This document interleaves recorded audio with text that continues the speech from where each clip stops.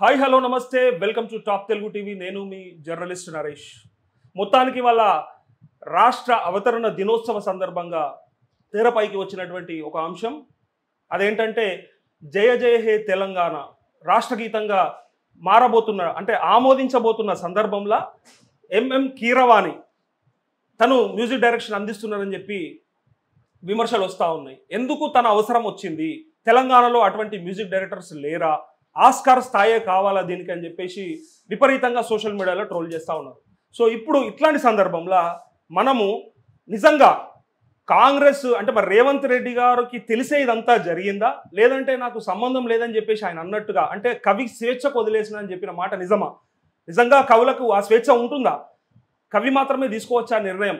అట్లాంటి విషయాలు మాట్లాడడానికి మనతో పాటు ప్రజా గాయకుడు, ప్రజా యుద్ధ నౌక, నేను గతంలో కూడా ఇంటర్వ్యూ చేసినప్పుడు అంటే ఓపెన్ హార్టెడ్గా మాట్లాడే అతి కొద్ది మందిలో ఉన్నది ఉన్నట్టుగా చెప్పగలిగే సామర్థ్యం కలిగినటువంటి ఒక గాయకుడు, నాయకుడు నా ముందున్నారు. తనెవరో కాదు, ఏపూరి సోమన్న. ఇంతకంటే పెద్ద ఇంట్రడక్షన్ కూడా అవసరం లేదు. సోమన్నతో మాట్లాడదాం. అసలు ఏమైంది, నిజంగా ప్రభుత్వం తీసుకున్న నిర్ణయం కరెక్టా, మరి ఏమనుకుంటున్నారు?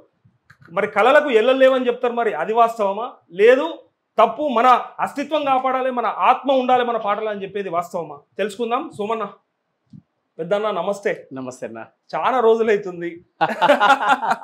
మీ ట్రావెలింగ్ కూడా నడుస్తూ ఉంది, రకరకాల అంటే సరే జర్నీ అన్న అది ఎవరి అదృష్టం ఎట్లుంటుంది, ఎవరి టైం ఎట్లా ఉంటుంది అనేది ఎవరు చెప్పలేరు. అది సరే, మనం కొన్ని నిర్ణయాలు సరిగ్గా ఉంటాయి, కొన్ని నిర్ణయాలు తప్పు అవుతాయి, పరిస్థితులు కూడా కల్పిస్తాయి. అందరూ ఏమనుకుంటారంటే బయట నుంచి చూసుకోవడానికి ఏం తెలుస్తుంది, అరే ఈయన తప్పు చేసిండు అని అంటారు. కానీ మీకేమనిపిస్తుంది అన్న ఓపెన్గా చెప్పురు. ఎందుకంటున్నా అంటే ఓపెన్ హార్టెడ్గా మాట్లాడతారని తెలుసు కాబట్టి మిమ్మల్ని అడుగుతున్నా.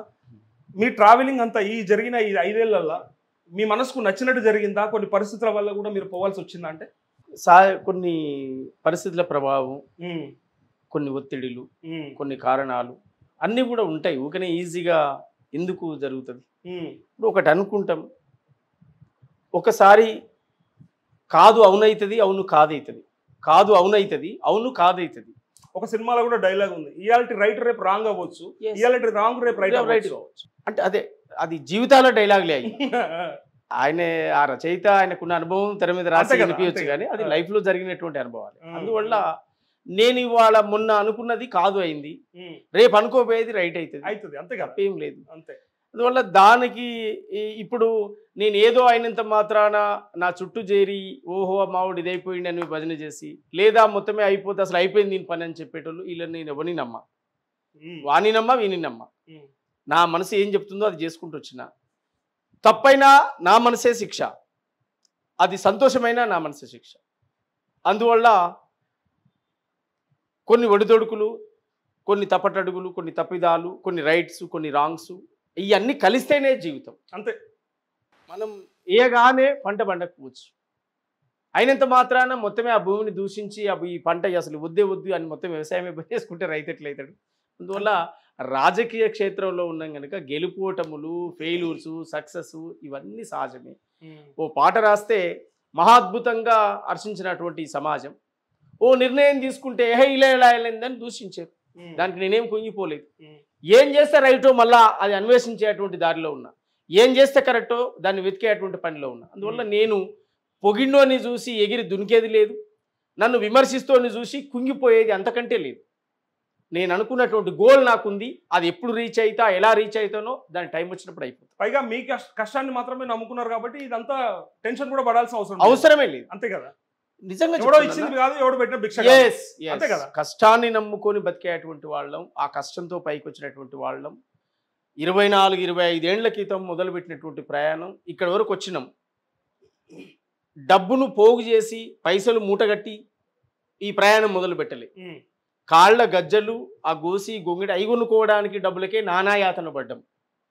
అవి కొనుక్కొని ఆ ఆటోలో ప్రయాణం చేయడానికి, లేదా ఆటో దొరకకపోతే కాలినడకన ప్రయాణం చేసి ఆ గ్రామీణ ప్రాంతాలు తిరిగి ఇక్కడికి రావడానికి చాలా నేను అదృష్టంగా భావిస్తాను. ఇదంతా ప్లస్సే కదా? ఎస్. ఇంకా అంతకంటే తీసేస్తే అది మొత్తం తీసేసుకుంటే ఎంత అద్భుతమైన లైఫ్ గడుపుతా ఉన్నా. అద్భుతంగా ఎక్కడ పోయినా అక్కడ ప్రజా ఆదరణ, ఓ ప్రాంతానికి సంబంధం లేదు, ఓ జిల్లాకు సంబంధం లేదు, ఏ జిల్లాకు పోయినా ఏ పురుషోమన్నే, ఏ నియోజకవర్గానికి పోయినా ఏ పురుషోమన్నే, ఏ ఊరికి పోయినా ఏ పురుషోమన్నే, ఈ అనుభూతి ఉంది, ఈ ఆచరణ ఉంది. అందువల్ల ఇవన్నీ కూడా మనకు ప్లస్లే తప్ప మైనస్లు కావు. అందువల్ల నేను నా ప్రయాణంలో నా జర్నీలో ఒక అద్భుతమైనటువంటి కాన్సెప్ట్కు వచ్చానని అనుకుంటున్నా, ఒక అద్భుతమైన దారికి రీచ్ అయ్యానని అనుకుంటున్నా కనుక నేను ఏ రోజు కూడా బాధపడతలేదు, చాలా హ్యాపీగా ఉన్నా. విమర్శ వచ్చినా సంతోషంగానే ఉన్నా, నాకు పొగిడినా నేను సంతోషపడుతూనే ఉన్నా. మీలో అంటే మిమ్మల్ని చాన్నాళ్ళుగా చూస్తున్న మాలాంటి వాళ్ళకి వచ్చే ప్రశ్న, సోమన్న గాయకుడిగా తృప్తి పడుతుండా, నాయకుడిగా తృప్తిగా ఉన్నాడా అంటే ఏం చెప్తాడు? నేనా గాయకుడిగా తృప్తిగా ఉన్నా, నాయకుడిగా కూడా తృప్తిగానే ఉన్నా. మేము చెప్తాం మా యాంగిల్లో, మేము చెప్తాం మేము ఎట్లా తృప్తిగా ఉన్నాం అనేది. సో మీ యాంగిల్లో నేను రెండు తీర్లు తృప్తి ఉన్నా. నాకు గొప్పవరం అది. పాట రాయగలుగుతా, పాట పాడగలుగుతా, ఓ పాటను సృష్టించగలుగుతా, అద్భుతంగా నువ్వు నేను మాట్లాడుకునే లోపు ఓ పాటను వినిపించగలుగుతా, తర్వాత మైక్ అందుకుంటే గంట సేపు స్పీచ్ ఇవ్వగలుగుతా, చెప్పిన మాట చెప్పకుండా బోరు రాకుండా ప్రజలను కూర్చోబెట్టగలుగుతా. ఇవన్నీ నా టాలెంట్లే. ఇవన్నీ నేను డబ్బులు పెట్టి ఏ క్లాసు పోయి నేర్చుకున్నాను కాదు, ఎక్కడ మా అమ్మ నాన్న ట్రైనింగ్లకు పంపిన వాళ్ళు గారు, ఎక్కడ మ్యూజిక్ క్లాసులకు పోయి సంగీత క్లాసులు నేర్చుకున్నాను, అంతకంటే కాదు. నా ఇంట్లో, నా ఒంట్లో, నా ఊళ్ళో పుట్టినటువంటి ఏ డప్పు ఏ వాయిద్యం ఉందో ఆ నా తాతో, నా అయ్యో, నా చిన్నాయనో, నా బాబాయిలో మా వాళ్ళు ఎవరైతే ఆ డప్పు వాయించారో ఆ డప్పు నాదం ఈ చెవులో పడ్డప్పుడు పాటై ఉప్పొంగి ప్రవహించి ఆ ఆట పాట మాటగా కోట్లాది మంది కదిలించేటువంటి బిడ్డగా, మీ తమ్ముడిగా, మీ ఓడిగా మీ ముందు వచ్చిన. కానీ సోమన్న అంటే ఎక్కడన్నా సరే మీరు బయటకి చెప్పడానికైనా లేకపోతే అంటే ఆలోచించినప్పటికీ కూడా లోపల ఎక్కడన్నా సంతృప్తిగా అనిపిస్తుందా? సరే ఇప్పుడు మీరు ఇది ఓపెన్ గా చెప్పినట్టు అనిపించినప్పటికీ కూడా నాకు ఇంకేదో అడగాలనిపిస్తుంది. ఇంకా ఏదో అసంతృప్తిగా ఉన్నాడు, ఏమున్నా అడుగు, ఇంకా ఏదో అసంతృప్తితో ఉన్నాడు, ఇంకా ఏదో బాధలు ఉన్నాడు అనిపిస్తుంది. ఎందుకంటే డల్ అయిపోయినట్టుంది. ఒక 5 ఏళ్లలో నేను మిమ్మల్ని చూస్తా ఉన్నా. మరి ట్రావెల్ వల్ల జరిగిన అలసటనా లేకపోతే ఈ జరిగిన ఇవన్నీ తప్పిదాల నిర్ణయాల వలన తెలియదు కానీ కొంత అలసటతోని కొంత డల్ గా అప్పటంత ఊపు లేదు సోమన్న నీలా? లేదు, అప్పటంత ఊపు ఉంది. అంతకు రెట్టింపు ఉత్సాహంతో పనిచేయడానికి సిద్ధంగా ఉన్నాం. ఇప్పుడు ఒకటే అన్నగారు, 4 అడుగులు వెనుకకేస్తే పులి భయపడేసినట్టు కాదు, అది ఇంకా మరింత ముందుకు అడుగు వేయడానికి అనేది చరిత్ర సత్యం. ఇంకా వేగాన్ని అందుకోనికి ఇవాళ డల్ అయినవని అడుగుతున్నావు, ఇంకెంత వేగంగా దూసుకుపోవడానికి రెడీ అవుతున్నాము అనేది. నేను శక్తిని నా యొక్క శక్తులను కూడగట్టుకుంటున్నా. నేను 10 సంవత్సరాల కాలం పాటు ఏకదాటిగా పనిచేసిన. నేను షర్మిల వేదిక ఎక్కినా, వైఎస్ఆర్ టీపీ వేదిక ఎక్కినా కాంగ్రెస్ కు ప్లస్ అయ్యే పనులే చేసిన, కాంగ్రెస్ కు మైనస్ అయ్యే పనులే చేయలే. ఒక్క 10-15 ఒక్క ఎలక్షన్ క్యాంపెయినింగ్, ఆ 10-15 రోజుల శ్రమ తప్ప నేను వర్క్ చేసింది మొత్తం కూడా, నేను ఆడిన పాట మాట ఏదైనా కూడా కాంగ్రెస్ కు ఉపయోగపడే పనే చేసిన. నేను నమ్ముకొని పోయినటువంటి నాయకురాలు కూడా కాంగ్రెస్ కి వచ్చి పనిచేసింది, ఆమె కూడా, షర్మిలమ్మ కూడా. అందువల్ల ఇక్కడ మేము అనుకున్న కాన్సెప్ట్ 2024లో రీచ్ అవుతామని అనుకున్నాం, కాలేదు. 2023లో రీచ్ అవుతాం అనుకున్నాం, కాలేదు. 28, 29 రాని వెయిట్ చేద్దాం. నష్టమైంది. అప్పుడు అనుకున్నాం, రీచ్ కాలేకపోయినాం. ఇంకో 5 ఏళ్ళు వెయిట్ చేయలేమా? అంటే ప్రజలు ఇచ్చిన పేరు ముందు ఇదంతా వేస్టే ఎంత వచ్చినా కూడా. ఎందుకంటే ఎవరైనా కూడా నాయకుడు అయితే ఒక నియోజకవర్గానికి పరిమితం అవుతాడు, ఇంకాస్త ముందుకెళ్తే ఒక మంత్రిగా అవుతాడేమో, అంతేగాని ముఖ్యమంత్రులు అవ్వాలంటే అయితే సరే అది రాసి పెట్టి ఉండాలి, అది వేరే విషయం. సో వాళ్ళందరికంటే కూడా క్రేజ్ రావడము, వాళ్ళందరికంటే గుర్తింపు రావడం అనేది చాలా మిగతా నువ్వే కదా, మిగతా నువ్వే. ఇప్పుడు ఒక ప్రాంతంలో ఒక ఎమ్మెల్యే ఇంకోరు గెలుస్తారు, అట్లన్నీ ఎవరిని అవమానపరచడం కాదు. మాజీ ఎమ్మెల్యే అయిపోతాడు. ఎప్పుడు సోమన్న మాజీ గాయకుడా? ఎప్పటి కాలేడని నేను అదే అంటున్నా. గద్దరన్న చివరి క్షణం ఊపిరి పోయే వరకు పాటే పాడింది. ఇయాల్టికి కూడా గద్దరన్ననే. మాజీ ఎమ్మెల్యేలు కాలగర్భంలో గెలిచిపోయారు, మంత్రులు గెలిచిపోయారు, ముఖ్యమంత్రులు గెలిచిపోయారు, కానీ గద్దరన్న ఉంటాడు, పాట ఉంటది, ఇంకా భవిష్యత్ తరాలు కూడా వింటాయి, మన పిల్లలు కూడా వింటారు. కాబట్టి సో అయితే అదే నాకు అనిపించింది ఏంటంటే కొంచెం స్లో అయిండు, అప్పటింత స్పీడ్ లేదు అని అంటున్నా కదా. సో ఒక్క పాట అందుకోసమన్నా మన పాట ఏమైంది 5 ఏళ్ల కింద నువ్వు అందుకున్న ఆ పాట, ఆ గొంతులోంచి మాకు ఇట్లా ఎట్లా అనిపించేది అంటే కెమెరాని పలిగిపోయేటి. ఇవాళ మళ్ళీ నాకు ఆ సోమన్న కావాలి, నాకు ఒక్క పాట అందుకో సోమన్న. తప్పకుండా వస్తాడు, ఆ రోజే అందుకో. ఇవాళ ఎంత మర్చిపోయిగా ఎవరి పాలైందో తెలంగాణ అన్న తప్పు లేదు. సరే ఇలా రేవంత్ రెడ్డిని అంటామా అలానే అంటామా కాదు, మీ పాట అది, నీ సొంతం మాత్రమే, అందుకో అన్న. అంటే ఎవడి పాలైందో అని రాసినా కూడా ఆ రోజున్న పాలకులను దృష్టిలో పెట్టుకుని రాసిన పాట తప్ప ఆ పాట ఈ పాట అంటే ఎవరన్నా దైంక అరే ఇప్పుడు రేవంత్ రెడ్డిని అంటుండేమో అనుకోగిల్లా, అది ఎవడో తెలియనోడు. కానీ అదే జోష్ కావాలి సోమన్న, నాకు అదే జోష్ కావాలి. మళ్ళీ మీరు రావాలి. ఏ రోజు తలొగ్గం ఏ రోజు ఎవడికి భయపడం, ఏ రోజు ఎవడిని విమర్శలు చేసినా ఇట్లా అనుకుంటూ వెళ్ళిపోవడమే తప్ప భయపడం. అందువల్ల మన జోస్ తగ్గదు, మన మాట తగ్గదు, ఊపిరి ఆగిపోయే వరకు మనం శక్తిని కూడగట్టుకుంటున్నాం తప్ప ఎవరికి భయపడం. నిప్పులు గురిసే పాటలు రాస్తా, డప్పుల దరువుతో దండోరేస్తాం, బడుగు జీవులను ఏకం చేస్తా, బహుజన యుద్ధ రాగం అయితా. నా పేరే ఏ పూరి, పోరాటమే నా దారి, నా పేరే ఏ పూరి, ప్రజల పాటే ఊపిరి. జిల్లలు పల్లెలు కరదిరిగి వస్తా, కాలి గజ్జలతో కవాతు చేస్తాం, ఆకలి కేకల రాగం తీస్తా, న్యాయంపై సమరం చేస్తా. నా పేరే ఏ పూరి, పోరాటమే నా దారి, నా పేరే ఏ పూరి, ప్రజల పాటే ఊపిరి. ఏం తగ్గిందన్న సమాధానం ఇది. ఎందుకు తగ్గుతాం? డల్ అయిపోయిందంటే బాధ అనిపించింది. లేదు, సమస్య లేదు. ఎందుకు తగ్గుతాం అన్న? మన ఆట పాట మాట కోట్లాది మంది ప్రజలు విముక్తి కావాలని పాడినం. ఒక ప్రభుత్వాన్ని కూల్చేసి ఇంకో ప్రభుత్వాన్ని సాధించడంలో మన పాత్ర ఉంది. సోమన్న ఏడుండు కాదు, సోమన్న పాట కాంగ్రెస్ పార్టీ తోటి ఉంది, సోమన్న పాట రేవంత్ రెడ్డి తోటి ఉంది. మనం రాసినటువంటి ఏ పాట కూడా ప్రజలు ఆ రోజునటువంటి పాలకులను దించాలనుకున్నప్పుడు ఖచ్చితంగా ఆ పాట పనిచేసింది. ఆ పాటలు వేసుకొని ఎన్నికలు పోయింది. ఇలా నేను ఎవరి గురించి అన్నది ఇస్తే వాళ్ళని తక్కువ చేసినట్టు అని అనుకోకుండా ఉంటే రేవంత్ రెడ్డితో పాటు అప్పటి ప్రతిపక్షాలు అందరి గొంతుతో సమానంగా వినపడ్డది మీ గొంతు. కరెక్ట్. నేను ఇది ఉన్నట్టుగా చెప్తున్నా, ఎవరికి నచ్చినా నచ్చకపోయినా. ఆ రోజు అంత గట్టిగా వినిపించిన మీ పాట కావచ్చు, మీ గొంతు కావచ్చు, అప్పటి పాలకుల మీద మీరు చేసిన యుద్ధం కావచ్చు, ఎంత బ్రహ్మాండం అంటే. సో దాంతో పోలిస్తే నేనేమంటా అంటే అక్కడ నుంచి మిమ్మల్ని అంటే ఎక్కడ ఎదగనీయకుండా చేయడానికి ఎన్ని బాధలున్నా ఎన్ని పెడతారు ఇంకా అంటే అన్ని రకాలుగా, ఇటు కళపరంగా ఇబ్బందులు, అటు రాజకీయంగా అణచివేతలు, ఇటు కులపరంగా సమస్యలు, ఇన్ని సమస్యల మధ్య నీకు అనిపించదా నేను ఇంత కష్టపడి ఇంత దాకా వస్తే కూడా నన్ను ఇలా ముందర వడనిస్తలేరు అని అనిపిస్తా లోపల చూసినా మాకే అనిపిస్తుంది. అందుకే అడుగుతున్నాను. అంటే నాకేమనిపిస్తుంది తెలుసా, అట్లంటే ఇన్ని కుట్రలు నా చుట్టూ జరుగుతుంటే నేను ఎంత గొప్పని అనిపిస్తా. అసలు ఎంత గొప్పని నేను, నన్ను చూస్తే ఎంత మంది భయపడుతున్నారు. అసలు ఇంత డౌట్, ఇంత భయం ఉంది ఏంది, ఇంత అలసడు ఉంది ఏంది నేనంటే, అంటే ఎంత శక్తివంతుని నేను. అంతేనా? ఎస్, అంతే కదా. ఒక మనిషి గురించి ఇంత ఆలోచిస్తురంటే ఎట్టుబడి విన్నాడి పోదురా, ఎట్టుబడి విన్ని ఆపాలి అంటురంటే గడికి దొరకబడమని చూస్తారు. దాని అర్థం ఏంది, నేను శక్తివంతుడనని. నేను బలహీనుడై తోడు పట్టించుకోండి, నన్ను లైట్ తీసుకుంటాను. ఎస్, వాడు బలవంతుడు కనుక వాడిని వదిలితువా బిడ్డ, ఇదంతా పటాపంచం చేస్తాడు. ఇవాళ ఉదాహరణకు తీర్మానం వల్లనే ఉన్నాడు, తీర్మానం వల్లనే ముచ్చటే చెప్తారా. పాపం మొన్నటి దాకా కాంగ్రెస్ ప్రభుత్వం రావాలని కొట్లాడినోళ్ళు, కాంగ్రెస్ ప్రభుత్వం రావాలని మద్దతు ఇచ్చిన వాళ్ళు ఎమ్మెల్సీ ఎన్నికలకు వచ్చేసరికి సడన్ గా తీర్మానం వల్ల దొంగ అయిపోయాడు, తీర్మానం వల్ల మీద విమర్శలు అయిపోయినాయి. ఏంటి కారణం? అదే, వీడిని గేట్ తీస్తే వీడు ఉండడు రాని, దొరకబట్టు రాదని భయం, అంతే ఎదిగిపోతారు అని. ఇది కుట్రలు ఎన్ని రోజులు సాగాలని అంటే నాకు నిజంగా బాధ అనిపిస్తుంది ఇది విన్నప్పుడల్లా. అంటే ఇది సరే ఇవాళ మళ్ళీ వాళ్ళు ఉన్నారా వీళ్ళు ఉన్నారా పక్కకు పెడితే, ఈ అగ్రవర్ణాల కుట్రలు నిజంగా ఎట్లా ఉంటాయంటే, ఒక సామాన్యుడు, ఒక బీసీ కావచ్చు, ఒక బడుగు బలహీన వర్గాలకు వెళ్ళి ఎవడన్నా తెల్ల బట్ట వేసుకొని తెల్లంగా వేసుకొని బయటకు వెళ్తుండు అంటే వాడిని దొరకబడడానికి ఎందుకు చేస్తారు? ఇట్లా ఎన్ని రోజులు చేస్తారు? ఎన్ని రోజులన్నా ఇంకా ఏం చేద్దాం చెప్పురు దీనికి? మీరు ఏముండదు దీనికి.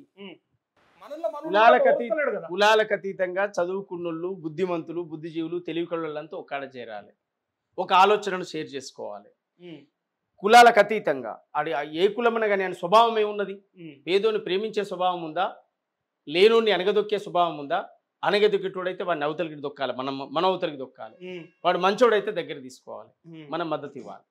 అట్లాంటి ఒక ప్లాట్ఫామ్ తయారు కావాలి. ఈ మన వర్గాల్లో ఏం పాడైందంటే, ఇప్పుడు అన్న మీరు కరెక్ట్ మాట ఎత్తారు. నేను 2005లో చెప్పానన్న ఆ బాధ, నా దుఃఖాన్ని 2005లో రాశాను నేను.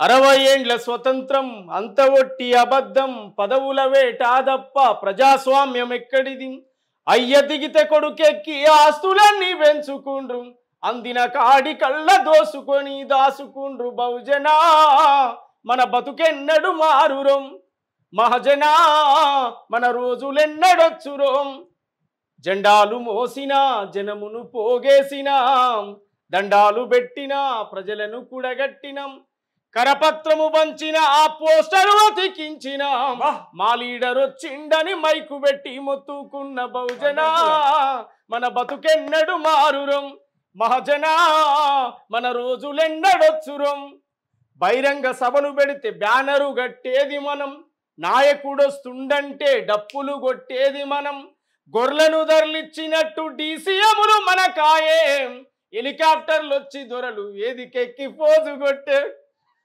ఇది ఉన్నది ఉన్నట్టుగా చెప్తూ ఉంటారు. నచ్చుతారా అన్న ఇది? మెచ్చుతారా దీనివలన?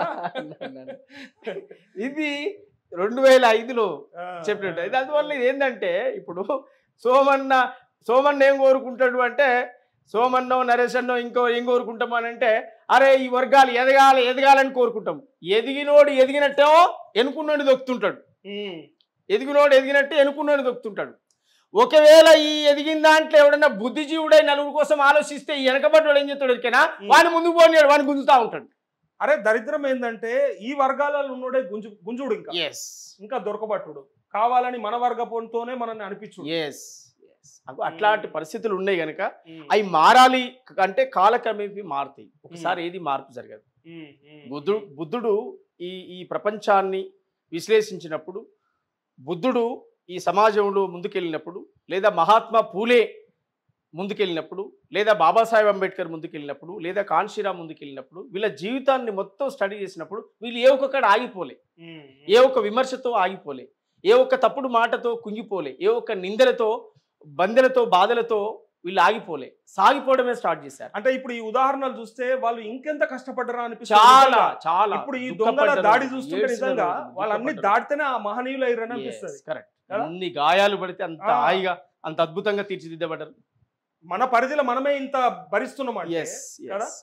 కానీ ఇంకొకటి అన్న బాధ అనిపించేది, పాట నీది, ఆట నీది, కష్టం నీది, చెమట నీది, ఎంతైతే ఉద్యమం కోసం నువ్వు ఎంత ప్రయత్నం చేసినావు ఆ కష్టమంతా నీదైతే ఇయ్యాల కొంతమంది దొంగలు వచ్చి ఎట్లా పడితే అట్లా నువ్వు తీసుకునే నిర్ణయం పట్ల నువ్వేదో ప్రజల సొత్తు లెక్క, సరే పాట ప్రజల సొత్తు అయి ఉండొచ్చు, కానీ నీ నిర్ణయాన్ని సైతం వ్యతిరేకించుకుంటా ఇష్టం ఉన్నట్టు మీ గురించి మాట్లాడుతుంటే ఎట్లా మరి? అంటే ఆ దొంగల్ని ఎట్లా మరి కట్టడి చేసుడు? ఎవడాపాలి? వాళ్ళకన్నా సోయి ఉండాలి, రేపు నన్ను కూడా ఇట్లా అనేటోళ్ళు పుడతారు అని. గ్రామీణ ప్రాంతాల్లో ఒక గొప్ప సామెత ఉంటుంది, ఒరినోనికి ఊకున్నోడేమో అవుతాడట. అది గ్రామీణ ప్రాంతాల్లో మా తాతలు, మా నాయనమ్మలు, మా అమ్మమ్మలు చెప్తారు ఒక పదం. ఆ పదం చాలా అద్భుతంగా ఉంటుంది, అది మాట్లాడుకుంటే నవ్వు వస్తుంది. అందువల్ల ఎక్కువ ఎవడైతే బాగా అదే పనిగా పట్టుకొని ఉంటుండ్రో ఆ పనిగా ఉన్నోడు వాళ్ళకి అదే సమాధానం. అంటే బంద్ చేసిరు అనేది వాడు కూడా ఇట్లనే వాని కష్టం మీద బతకకుండా, వాని కష్టం మీద ఎదగకుండా ఇట్లా ఎదిగినోని పట్టుకొని వీళ్ళ మీద రాళ్ళేస్తే నాకు పేరు వస్తుందని చెప్పి ఎదిగినోని కొట్టడం ఏందన్నా? దౌర్భాగ్యమైనటువంటి పరిస్థితి. నీ టాలెంట్ నువ్వు నమ్ముకో తప్పులేదు, ఇదేం ట్రెండ్ పడే, నీ కష్టాన్ని నువ్వు నమ్ముకో తప్పులేదు, నువ్వు రాజ్యాన్ని ప్రశ్నించు తప్పులేదు, నీ స్వేచ్ఛ, దాన్ని ఓడి మేము కాదన్నాను, నీ ఇష్టం అది. కానీ ఎవరైతే మన వర్గాల నుంచి ముందుకు పోతారో వాళ్ళను బయటోడోడు అనే బదులు వీడే అంటా ఉంటాడు. అట్లా ఒక ట్రెండ్ తయారైంది, పాటల్లో ఒక ట్రెండ్ తయారైంది, ఉద్యమకారుల రూపంలో ఒక ట్రెండ్ తయారైంది. ఇట్లా రకరకాల వాతావరణంలో తయారైపోయి ఇది ఒక దుర్మార్గమైనటువంటి అలవాటుకు దారి తీసి ఎవరు ప్రజల పట్ల కమిట్మెంట్గా మాట్లాడి పనిచేస్తే, ఇప్పుడు నాకు గోల్ ఉంది, ఆ గోల్ రీచ్ కావాలనుకున్నప్పుడు మొన్న ఒక ఆయనే, మీరు అన్నందుకు గుర్తొచ్చింది, మొన్న ఒక ఆయనే ప్రేమ్ రాజ్ అట సినిమా దర్శకుడు అట, తను ఏ మన జీ తెలుగులో ఎన్నో ఒక ఛానల్ ఆయన సబ్జెక్ట్ నెక్స్ట్ ఏపుడు సోమన్నకు 16 నాలుకలు ఉన్నాయి, ఆయన ఏమైనా మాట్లాడగలుగుతాడు అన్నాడు. నేను 32 నాలుకలు కూడా ఉంటాయి నాకు ప్రజల తరపున మాట్లాడడానికి, 32 నాలుకల అవతారం కూడా ఇస్తాను. నేను ఒకటికి భయపడేటోని కాదు, ఒక్క నాలుకే ఉంటానికి ఒకరిని భయపడేటోని కాదు. నేను ఎన్ని నాలుకల అవతారమైన ఎత్తుతా. ఈ ప్రజల ఈ వ్యవస్థ మారాలంటే, ఈ దోపిడీ వ్యవస్థ మారాలంటే, ప్రజల జీవన విధానం మారాలంటే, ప్రజల బతుకులు మారాలంటే ఎన్ని వ్యవస్థలైనా ఎన్ని అవతారాలైనా ఎత్తుతా, ఎన్ని నాలుకలైనా ప్రదర్శిస్తా, వదిలిపెట్టా. ఎందుకు? నాకు గోల్ ఉంది. ఇప్పుడు నీలాగా కుదించబడి ఒక సినిమా తీసి ఆగిపోవాలి, ఒక సినిమాకి డైరెక్ట్ చేసి ఆగిపోవాలనే లక్ష్యం నాది కాదు. నాది విశాలమైనటువంటి ప్రజల ప్రేమించలేనటువంటి ఒక లక్ష్యం. అందువల్ల ఏపుడు సోమన్న ఏదైనా సమర్థిస్తాడు, ఏదైనా మాట్లాడగలుగుతాడు అని అంటే, ఏపుడు సోమన్న ఒక కాడ ఉండి ఇంకో పాట పాడేది తెలియదు, ఓ కాడు ఉండి ఇంకో కాడ కుట్ర చేసేది తెలియదు, ఓ కాడు ఉండి ఇంకో జెండా మోసేది తెలియదు. ఏడ ఉంటే అన్నే మోస్తా. ఇది నా జెండా, ఇది నా ఎజెండా, నా ప్రజల ఎజెండా. ఇది నా కాన్సెప్ట్ తప్ప ఇంట్లో ఉండి ఇంకోనికి వంత ఎట్లా కొడతా, అందులో ఉండి వీని తరపు ఎట్లా మాట్లాడతా? అది ఇంకా నాకు ద్రోహం, కొన్ని విలువలు ఉన్నాయి కదా. అది ఇంకా తప్పది. Yes. కనీసం ఉన్నకాడన్నా ఉన్నపాట వాడేది Yes, న్యాయం కదా, అది న్యాయం. ఎవడైనా అది న్యాయం కదా. అందువల్ల ఆ అన్నం మాట పెట్టిన సున్నమన్న పెట్టద్దు కదా. ఆ మాట ఈ దొంగలు మాట్లాడారు అట్లా లేరు కదా. లేదు. ఇప్పుడు 10 ఏండ్ల కాలంలో ఏ వాడ చూసినా ఏ పురుషమని కనపడలేదా? ఏ వాడలో చూసినా ఏవని పాల ఇందులో పాట వినపడలేదా? ఇవన్నీ మాట్లాడినాడు ఏడున్నాడు? ఇవన్నీ అడిగినప్పుడు ఎక్కడున్నాడు? ఇవాళ చేనేత వస్త్రాలకు బ్రాండ్ అంబాసిడర్ గా సమాంతను పెడితే ఏ చర్చ చేయరే? కాళేశ్వరం ప్రాజెక్టు 1,00,000 కోట్ల అవినీతి జరిగితే ఏ చర్చ చేయరే? మల్లన్న సాగర్లో ముంపు గ్రామాలన్నీ కొట్టుకుపోయి అమ్మా అని ఏడుస్తుంటే ఆడిపోయి అమ్మా మనం రాగమైందని పాడిన తప్ప ఎవడొచ్చి మాట్లాడలేదే. ఇవాళ ఒక పాటకు ఒక రచయిత తన ఒపీనియన్ రాష్ట్ర ముఖ్యమంత్రి పోయి మ్యూజిక్ చేస్తాడా? అక్కడ కూర్చొని మ్యూజిక్ చేయని చెప్తాడా? మ్యూజిక్ నువ్వే డిసైడ్ చేయని చెప్తాడా? ఒక పాట అవగాహన ఎవరికి ఉంటుంది? రచయితకు ఉంటుంది. ఆ స్వేచ్ఛ రచయితకు వదిలేస్తే తప్పట్లయితుంది. దాన్ని ఏదో ప్రపంచమంతా మునిగిపోయినట్టు అసలు ఆంధ్ర కవులు ఇవాళ ఇది తెలంగాణ కోటి రతనాల విన పాట పాడింది ఎవరైనా? ఏ గాయకుడు, ఏ ప్రాంత గాయకుడు రికార్డు తీయండి. ఆ రోజు జే జే హే తెలంగాణ పాడింది ఏ రికార్డులో పాడింది ఏ గాయకుడు, ఏ ప్రాంత గాయకుడు? ఇప్పటిదాకా మనం వింటున్న పాట వాడిన గాయకుడు అయితే రామకృష్ణ ఆంధ్ర. మరి అయితే ఆయన ఎవరు? ఆస్కార్ అవార్డు గ్రహీతగా ఇవాళ ఆంధ్ర తెలంగాణ సంబంధం లేదు. భారతదేశ వ్యాప్తంగా ప్రపంచ వ్యాప్తంగా పేరు పొందినటువంటి ఒక మ్యూజిక్ డైరెక్టర్ తో పాట ఏయంగానే ఆంధ్రాని ముద్ర వేసారు. కానీ అసలు తెలంగాణ ఉద్యమానికి ఊపిరులుది, పొగ్గొట్టాలుది, మొత్తం పొయ్యిరా చేసి అగిపుల్లలు గీకి అగిపెట్టెలు పెట్టి ఆ రోజే ఇది తెలంగాణ కోటి రతనాల విన ఎట్లా పాటించారు? దీన్ని ఏ మేధావులు మాట్లాడలేదు, ఏ చర్చ మాట్లాడలేదు. కల్వకుంట్ల కవిత మాట్లాడిన వీడియో వస్తుంది. అదే ఆస్కార్ అవార్డు గ్రహీతతో చేయించడం చాలా గొప్ప విషయము అని చెప్పి ఆ రోజు బతుకమ్మ పాట చేయించిన అని చెప్పి రైట్ అయిపోయి ఏఆర్ రెహమాన్ చేశాడు. మరి ఆయన ఎవరైనా ఏఆర్ రెహమాన్ తెలంగాణ బిడ్డ. బతుకమ్మకు ఏఆర్ రెహమాన్ సంబంధం ఏంటి అంటే ఇది అర్థం చేసుకోవాల్సింది ఏంటి? కవులకు, కళాకారులకు, ప్రాంతాలతో సంబంధం లేదు. తగాదా పెట్టడానికి చూస్తున్నట్టు అనిపిస్తా ఉంది. ఆయనకు మైండ్ తట్టాలి, ఆయన మనసుకు రావాలి. స్పందించే గుణం ఉన్నవాడు కవి గాయకుడు కదా. స్పందించే తత్వం ఉండాలి కదా. మంచి మనసున్నోడు కావాలి కదా. ప్రజల పట్ల బాధ్యత ఉన్నోడు కావాలి కదా. పాట పట్ల ప్రేమ ఉన్నోడు కావాలి కదా. వాళ్ళు చేస్తే సరిపోదా? అందువల్ల ఇది ఒక కావాలని టీఆర్ఎస్ పార్టీ ఒక గుంపును తయారు చేసింది. మొన్నటిదాకా కాంగ్రెస్ కు మద్దతు ఇచ్చిన గుంపును ఇవాళ కాంగ్రెస్ పార్టీ మీద ఎగబట్టడం కోసం ఒక్కొక్క జర్నలిజం ముసుగులో ఉన్న కొంతమందిని, మూవీ డైరెక్షన్లో ఉన్న కొంతమందిని, మేధావి వర్గంలో ఉన్న కొంతమందిని, వీళ్ళందరినీ ఒక పోగేసి రేవంత్ రెడ్డికి కాంగ్రెస్ ప్రభుత్వానికి వ్యతిరేకంగా మాట్లాడే ఒక టీమును తయారు చేసి ఒక్కొక్కరిని దించుతా ఉంది. ఖబర్దార్ బిడ్డలారా గుర్తుపెట్టుకోండి. నేను ఈ ఛానల్ ద్వారా నేను గుర్తు చేస్తా ఉన్నా, ఇక్కడ 10 ఏండ్లు కష్టపడి సాధించుకున్నాం కాంగ్రెస్ ప్రభుత్వాన్ని. 10 ఏండ్లు ఆట ఆడి పాట పాడి తిండి తినక నిద్రపోక అగోమరాత్రులు కష్టపడితే ఇవాళ కాంగ్రెస్ ప్రభుత్వం వచ్చింది. కాంగ్రెస్ ప్రభుత్వాన్ని కానీ రేవంత్ రెడ్డి గారిని కానీ ఒక్క మాట మాట్లాడినా కూడా దీనికి కవులను, కళాకారులు ఏదో అవమానించరని, అపవాదించరని ఒరే వెదవల్లారా, 10 సంవత్సరాల కాలం పాటు జయ జయ హే తెలంగాణ అనే పాట మరుగున పడిపోయి ఆ పాటను ఉనికి లేకుండా చేస్తే ఇవాళ ఆ పాటను అద్భుతంగా వెలుగులోకి తీసుకొస్తున్నటువంటి కాంగ్రెస్ ప్రభుత్వాన్ని, గౌరవ ముఖ్యమంత్రి రేవంత్ రెడ్డి గారిని అభినందించండి. మీకు మనసుంటే అభినందించండి. ఒక దళితుడు రాసిన పాట, ఒక పేద వర్గం, అట్టడుగు వర్గాల్లో నిరక్షరాస్యుడిగా రాత్రి బడి చదువుకున్నటువంటి కవి, వాగ్గేయకారుడు తెలంగాణకు అహంకారం గురించి మాట్లాడుతారు. ఇవాళ లేదా అహంకారం అడుగుతున్నాను. దానికి సంబంధించి 2 ప్రశ్నలు.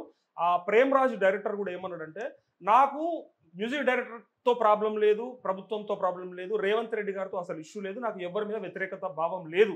కానీ అందశ్రీ గారు చేసినటువంటి ఆ నిర్ణయం ఏదైతే ఉందో అది తప్పు కదా. తెలంగాణ ఆత్మ ఉండదు కదా ఆయన లోపల. అలాంటి ఆయన చేస్తే మ్యూజిక్ డైరెక్టరు పాట ఎట్లా పాటలాగా అవుతుంది? ఇంకోటి, మన దగ్గర లేరా అంతకంటే గొప్పగా అన్నప్పుడు అందశ్రీ అన్న మాట మీరు కూడా వినుంటారు. ఫస్ట్ మాట, తలదన్నేలా ఎవరున్నారు, కీరవాణిని తలదన్నేలా అంటే మన వాళ్ళని తగ్గించినట్టు కాదు అనేది ఒక ప్రశ్న.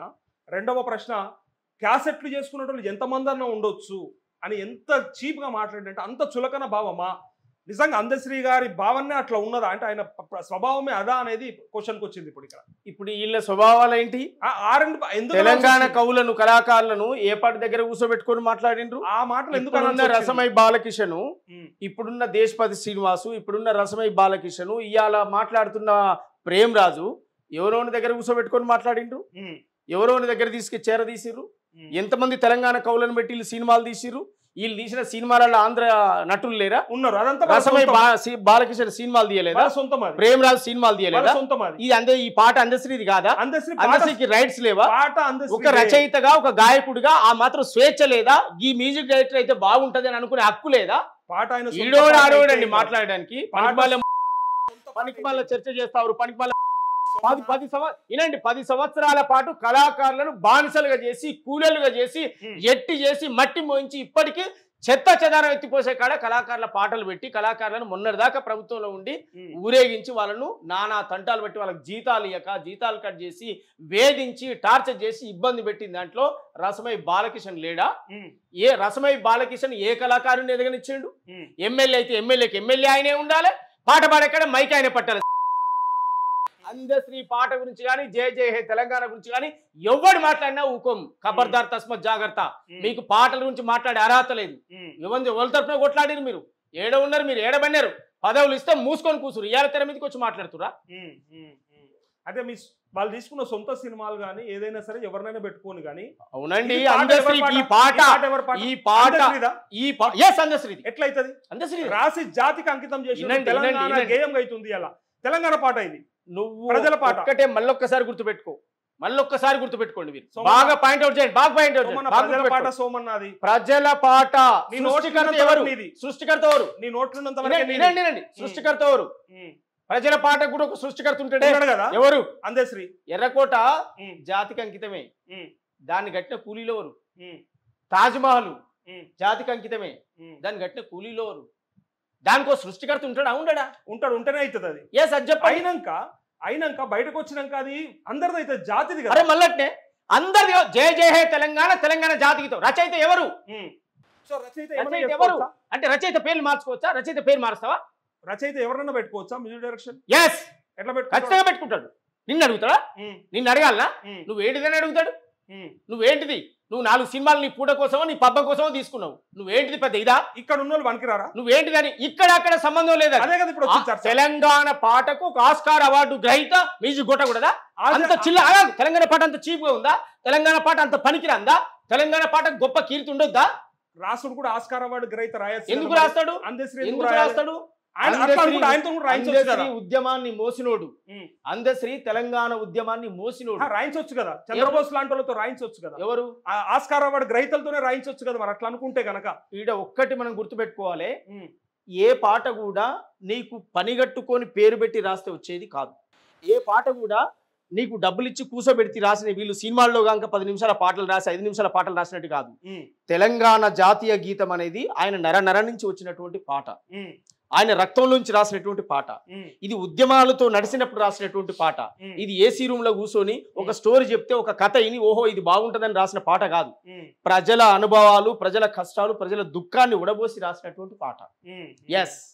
ఎక్కడ కూడా రేవంత్ రెడ్డి గారు కూడా మరి ఒక ఆంధ్రకి సంబంధించినటువంటి మ్యూజిక్ డైరెక్టర్ని పెట్టుకుంటే విమర్శలు వస్తాయేమో అని కూడా అనిపించలేదు ఆయనకి, నాకు సంబంధం లేదు అని చెప్పిండు. ఒక రిపోర్టర్ అడిగితే ఢిల్లీలో అది కవి స్వేచ్ఛ, నాకు సంబంధం లేదని చెప్పి వెళ్ళిపోయాడు. అసలు ఎంత వింతగా మాట్లాడుతున్నారంటే, ఇది 10 సంవత్సరాల ప్రశ్న సోమన్న, వినండి, పనికి మాలినోడు మాట్లాడే ప్రశ్న ప్రజల నుంచి ఏ ప్రజలు అడగలేదు, ఏ ప్రజలు అడగలేదు, ఏ ప్రజలు అడగలేదు, ఎవడో పనికి మాలిన వెధవలు, పనికి మాలిన సోది దద్దమ్మలు మాట్లాడే మాటలు, అవి మేము పట్టించుకోవాల్సిన అవసరం అంతకంటే లేదు.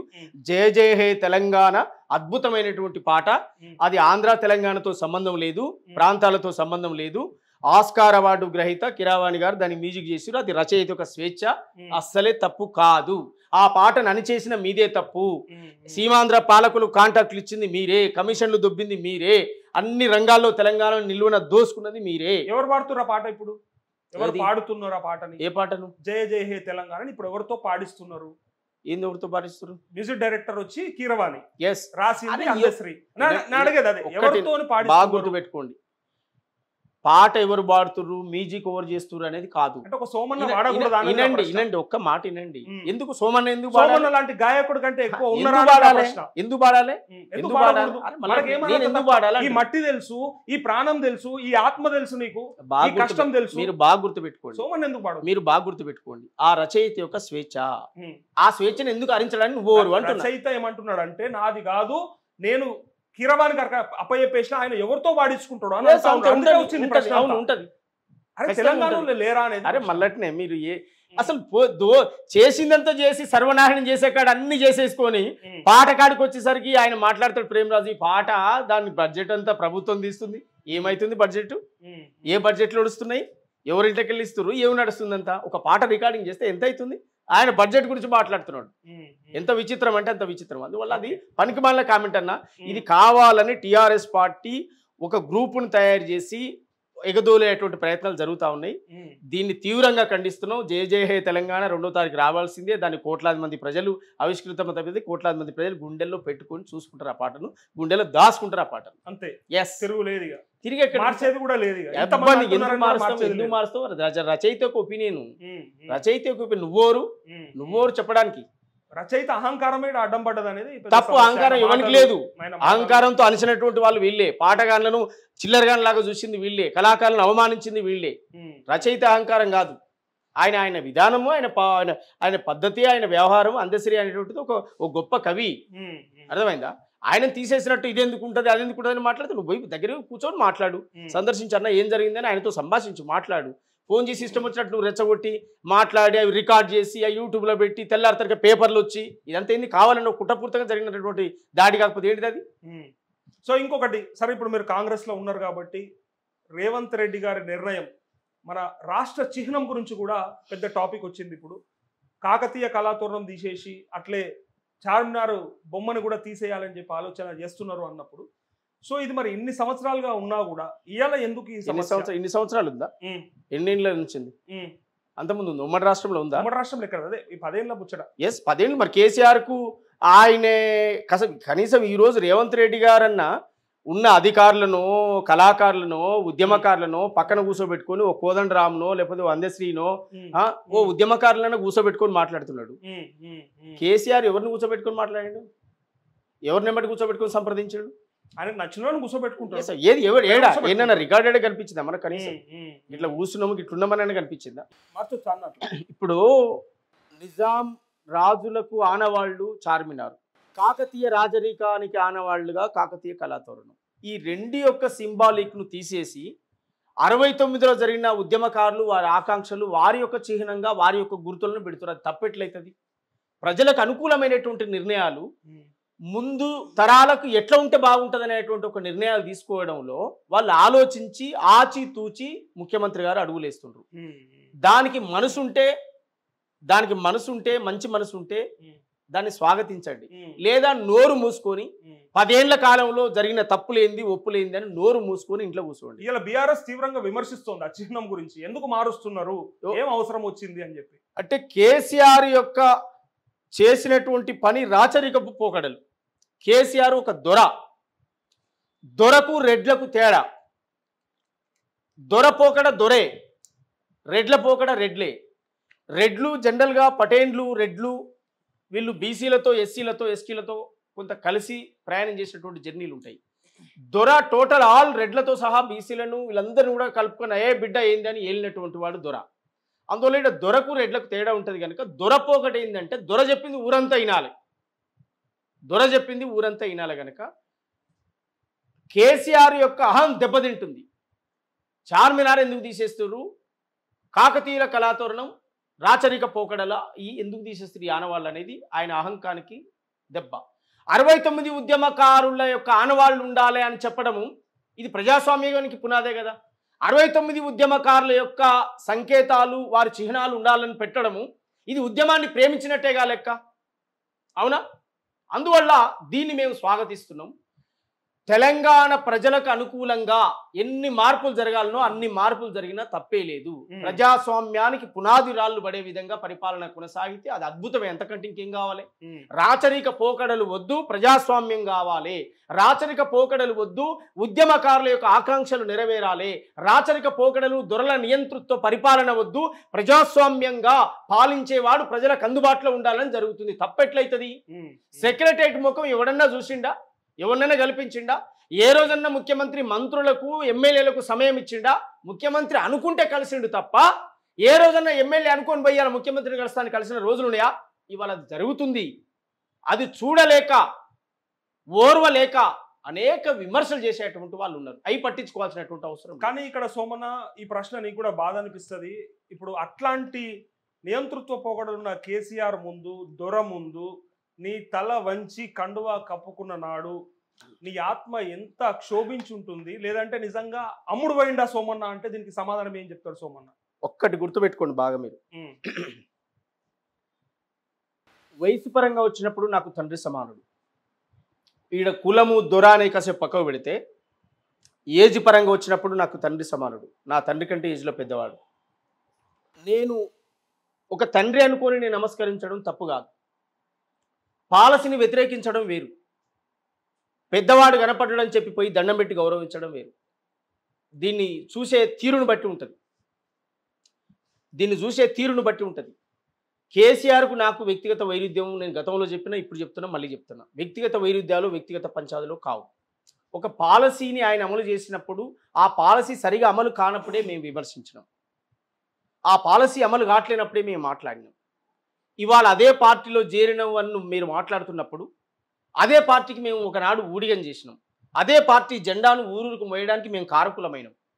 అదే పార్టీ ఊళ్ళల్లోకి పోయినప్పుడు అదే పార్టీని గ్రామాన జెండా పండుగలు చేసి ఎగిరేసినప్పుడు ఆ పార్టీ జెండా వస్తే తెలంగాణ వస్తుందని మేము పాటలు పాడిన చరిత్ర మాకుంది.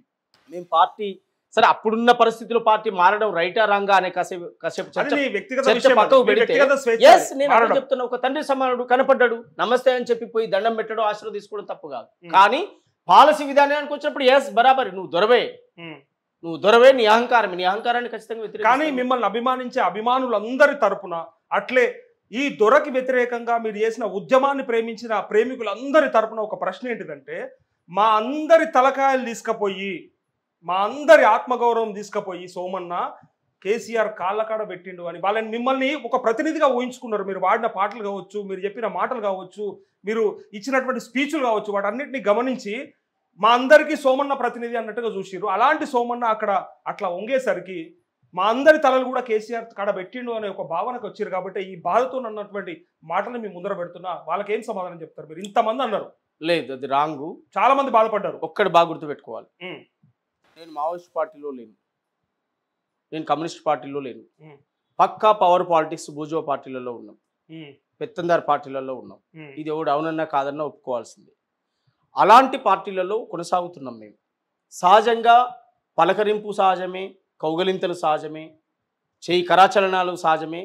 ఇంకంతకు ముందుకు ఇంకెక్కువ ముందుకు పోతే ఆశీర్వాదాలు కూడా సహజమే. దాన్ని పెద్దగా చూడాల్సినటువంటి అవసరం లేదు. సోమన్న పోయి ఒక పెద్ద మనిషి కలిస్తే పోయి దండం పెట్టినంత మాత్రాన దండం పెడితే కిరీటం పడిపోయి ఏదో కొత్త కిరీటం రాలేదు, పెట్టకపోతే నేనేదో ఇదైపోయి కూర్చుని అంతకంటే కాదు. ఆయన పెద్దరికానికి, ఆయన వయసుకు మనం గౌరవించడం, అది ఆ కోణంలోనే చూడాలి తప్ప పాలసీ విధానాన్ని వ్యతిరేకించే కాడ. సోమన్న మీరు ఒక ఇండివిజువల్ అయితే ఏం కాకపోతుంటే మీరు ఒక ప్రజల మనిషి అలా ఇండివిజువల్ వ్యక్తి అయి ఉంటే మీరంతా మీరు పోయి కలిసిన ఏం కాదు, ఒక నాయకుడైనా పట్టించుకోకపోయేటోళ్ళు. కానీ ఎవడి పాలైందిరా తెలంగాణ అన్న సోమన్నని ఎంత ఓన్ చేసుకున్నదంటే తెలంగాణ సమాజము, మా ఆశలు ఆశయాలు నెరవేరలేదు, నీళ్లు నిధులు నియామకాలు అని చెప్పి కేసీఆర్ మమ్మల్ని ఇలా నయవంచనకు గురి చేసిండని బాధపడ్డ సమాజం అంతా మీ వైపు చూసినప్పుడు అందరినీ తీసుకుపోయి కాళ్ళకడ పెట్టినట్టు అనిపించలేదు. తప్పు రాంగ్ వాళ్ళు అనుకున్నారు అట్లా. నేను వాళ్ళ బాధ చెప్తున్నా మీకు. ఆ ప్రేమ గుర్తించండి. మీరు వాళ్ళ మీద అది అనుకోకండి, ప్రేమ గుర్తించండి. నేను ప్రజలను, నన్ను అభిమానించే వాళ్ళను ఏ రోజు తప్పు పట్టలేదు, జీవితంలో తప్పు పట్టను. నేను నడిచేదే వాళ్ళ కోసం, నన్ను అభిమానించే వాళ్ళ కోసం. కానీ ఎవడో ఒకడు విమర్శించి ఎవడో ఒకడు మాట్లాడిన ఉంది నేను పట్టించుకోను. నేను ఒక విజన్ అనుకున్నా, నా తోలో నేను పోతున్నా. నేను పోయే తోలో ముండ్లు రావచ్చు, రాళ్ళు రావచ్చు, రప్పలు రావచ్చు, పూలు రావచ్చు, ఏదైనా వచ్చినా అనుభవించడానికి భరించడానికి సిద్ధంగా ఉన్నాను. అట్లా అనుకునే ప్రయాణం మొదలుపెట్టిన. ఇవాళ ఏదో విమర్శ వస్తే నేను ఫస్టే చెప్పిన, విమర్శ వస్తే కుంగిపోయి ఇంట్లో పడినట్టుని కాదు, పొగడతో వస్తే ఎగిరెగిరి దునికి పొంగేటోని కాదు.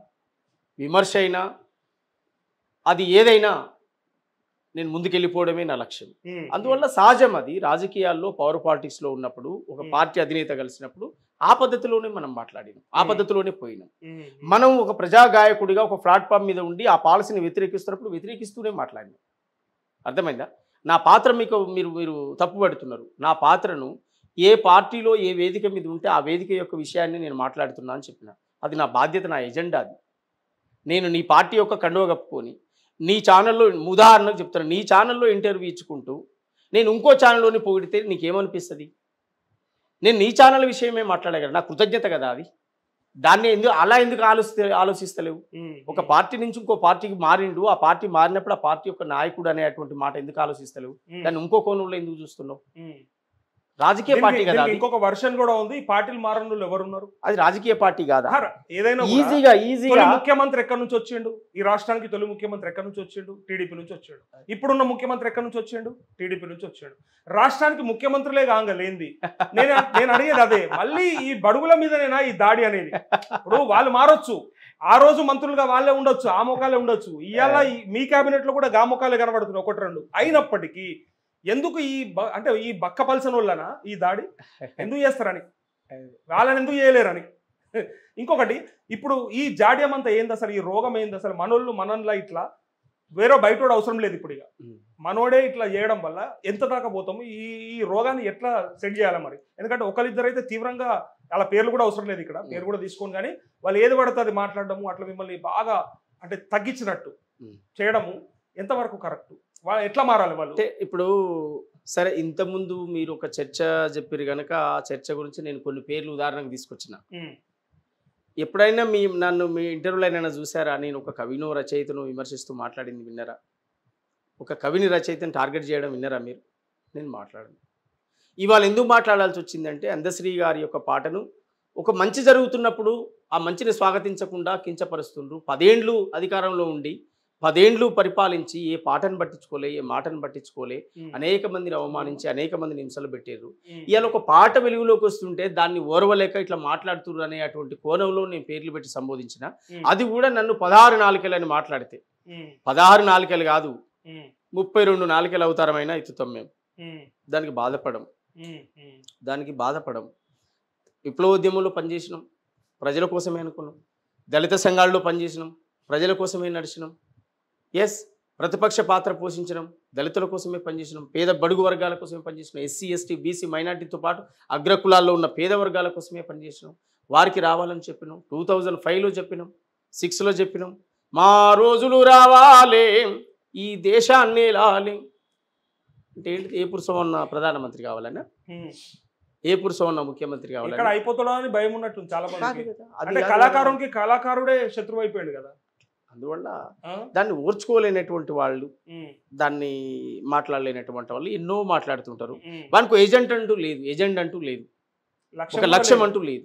ఇప్పుడు నాకు రాజకీయ లక్ష్యం ఉందన్నా, నువ్వు ఎందుకు మారుతున్నావు అంటే ఏంది? అసలు తలకాయ ఉందా వానికి? ఏమన్నా మాట్లాడే వెదవకు వనికన్నా తలకాయ ఉందా? ఎందుకు మారుతున్నావు అంటే ఏంది? ఈ రాష్ట్రంలో అగ్రకులాలు, ఈ రాష్ట్రంలో పెట్టుబడిదారులు వాళ్ళ పవర్ కోసం, వాళ్ళ అధికారం కోసం ఎన్ని జెండాలనే మారుతున్నాయి. కండ్ల ఉపడతలే, కండ్లలో ఏం పెట్టుకుంటారు, కండ్లల్లో ఏం పెట్టుకున్నారు, చెవులలో ఏం పెట్టుకుని తిరుగుతున్నారు. వాళ్ళని అడిగే దమ్ముందా వీళ్ళకు? అదే చెప్తున్నారే వెదవల్లారా, పవర్ పాలిటిక్స్ రా ఇది రాజకీయము. రాజకీయంలో ఇన్ని మార్పులు చేర్పులు జరుగుతుంటే కండ్ల ఉపడతలేవా? ఎవడో పేదోడు, ఎవడో లేనోడు వాని అవసరం కోసమో, లేదా వాడిని నమ్ముకున్న సమాజం కోసమో, వాని చుట్టూన్న వ్యవస్థ కోసమో ఏదో కండువ మారిస్తే ఇంట్లో పోయిండు, అండ్లో పోయిండు. తీన్మార్ మల్లన్న తిట్టినట్టు వాళ్ళు అమ్మనాబూతులు తిట్టుకున్నాడు కూడా మళ్ళీ కలిసి క్యాబినెట్ లో కూర్చుంటారు. అది లేదా మీకు సోయ్యాను అన్నాడు. అట్లా ఉన్నది పరిస్థితి. ఓకే, సోమన్న, అంటే నాకు విపరీతంగా ఇష్టమైనటువంటి ఒక పాట ఏంటిదంటే సోమన్న, విరాట పర్వం సినిమాని ఒక 10-15 సార్లు చూసుంటా సోమన్న. సినిమా కూడా వేనన్న సూపర్ గా తీసిండు, అసలు తిరుగులేదు ఆ సినిమా. అది నీ సినిమా అనుకో. ఇక అందులో నువ్వు వాడిన పాట ఏం పాట సోమన్న? అసలు నాకు పిచ్చి లేచిపోతుంది ఆ పాట విన్నప్పుడల్లా. ఒక్కసారి వాడు సోమన్న. ఆశలేని రెక్కాలైతే ఓలచ్చ గుమ్మాడి, ఆకాశాన్నే తాకా వచ్చే ఓలచ్చ గుమ్మాడి, సంకల్పం నీ శ్వాస అయితే ఓలచ్చ గుమ్మాడి, సంద్రానైనా ఎదిరిదొచ్చే ఓలచ్చ గుమ్మాడి, ఆశలేని రెక్కాలైతే ఓలచ్చ గుమ్మాడి, ఆకాశాన్నే తాకా వచ్చే ఓలచ్చ గుమ్మాడి, సంకల్పం నీ శ్వాస అయితే ఓలచ్చ గుమ్మాడి, సంద్రానైనా ఎదిరిదొచ్చే ఓలచ్చ గుమ్మాడి, మనసార నీవు కన్న కల దరి చేరు దారులు చూపునులే, ఆశలే పెంచుకున్న ప్రేమ కోసం ఓలచ్చ గుమ్మాడి, బంధాల పెంచుకున్న ప్రేమ కోసం ఓలచ్చ గుమ్మాడి, బంధాలన్నీ దాటినవే ఓలచ్చ గుమ్మాడి. మళ్ళా ఆ సినిమా చూసినట్టు అనిపిస్తుంది అన్న. నిజంగా బ్రహ్మాండం అన్న. సినిమాల అంటే అరే రవణ దళం వచ్చిందిరా అని అనుకుంటా ఒక డైలాగ్ ఉంటది కదా, నిజంగా అది పల్లెటూర్లలో ఆ పరిస్థితి నేను అనేది.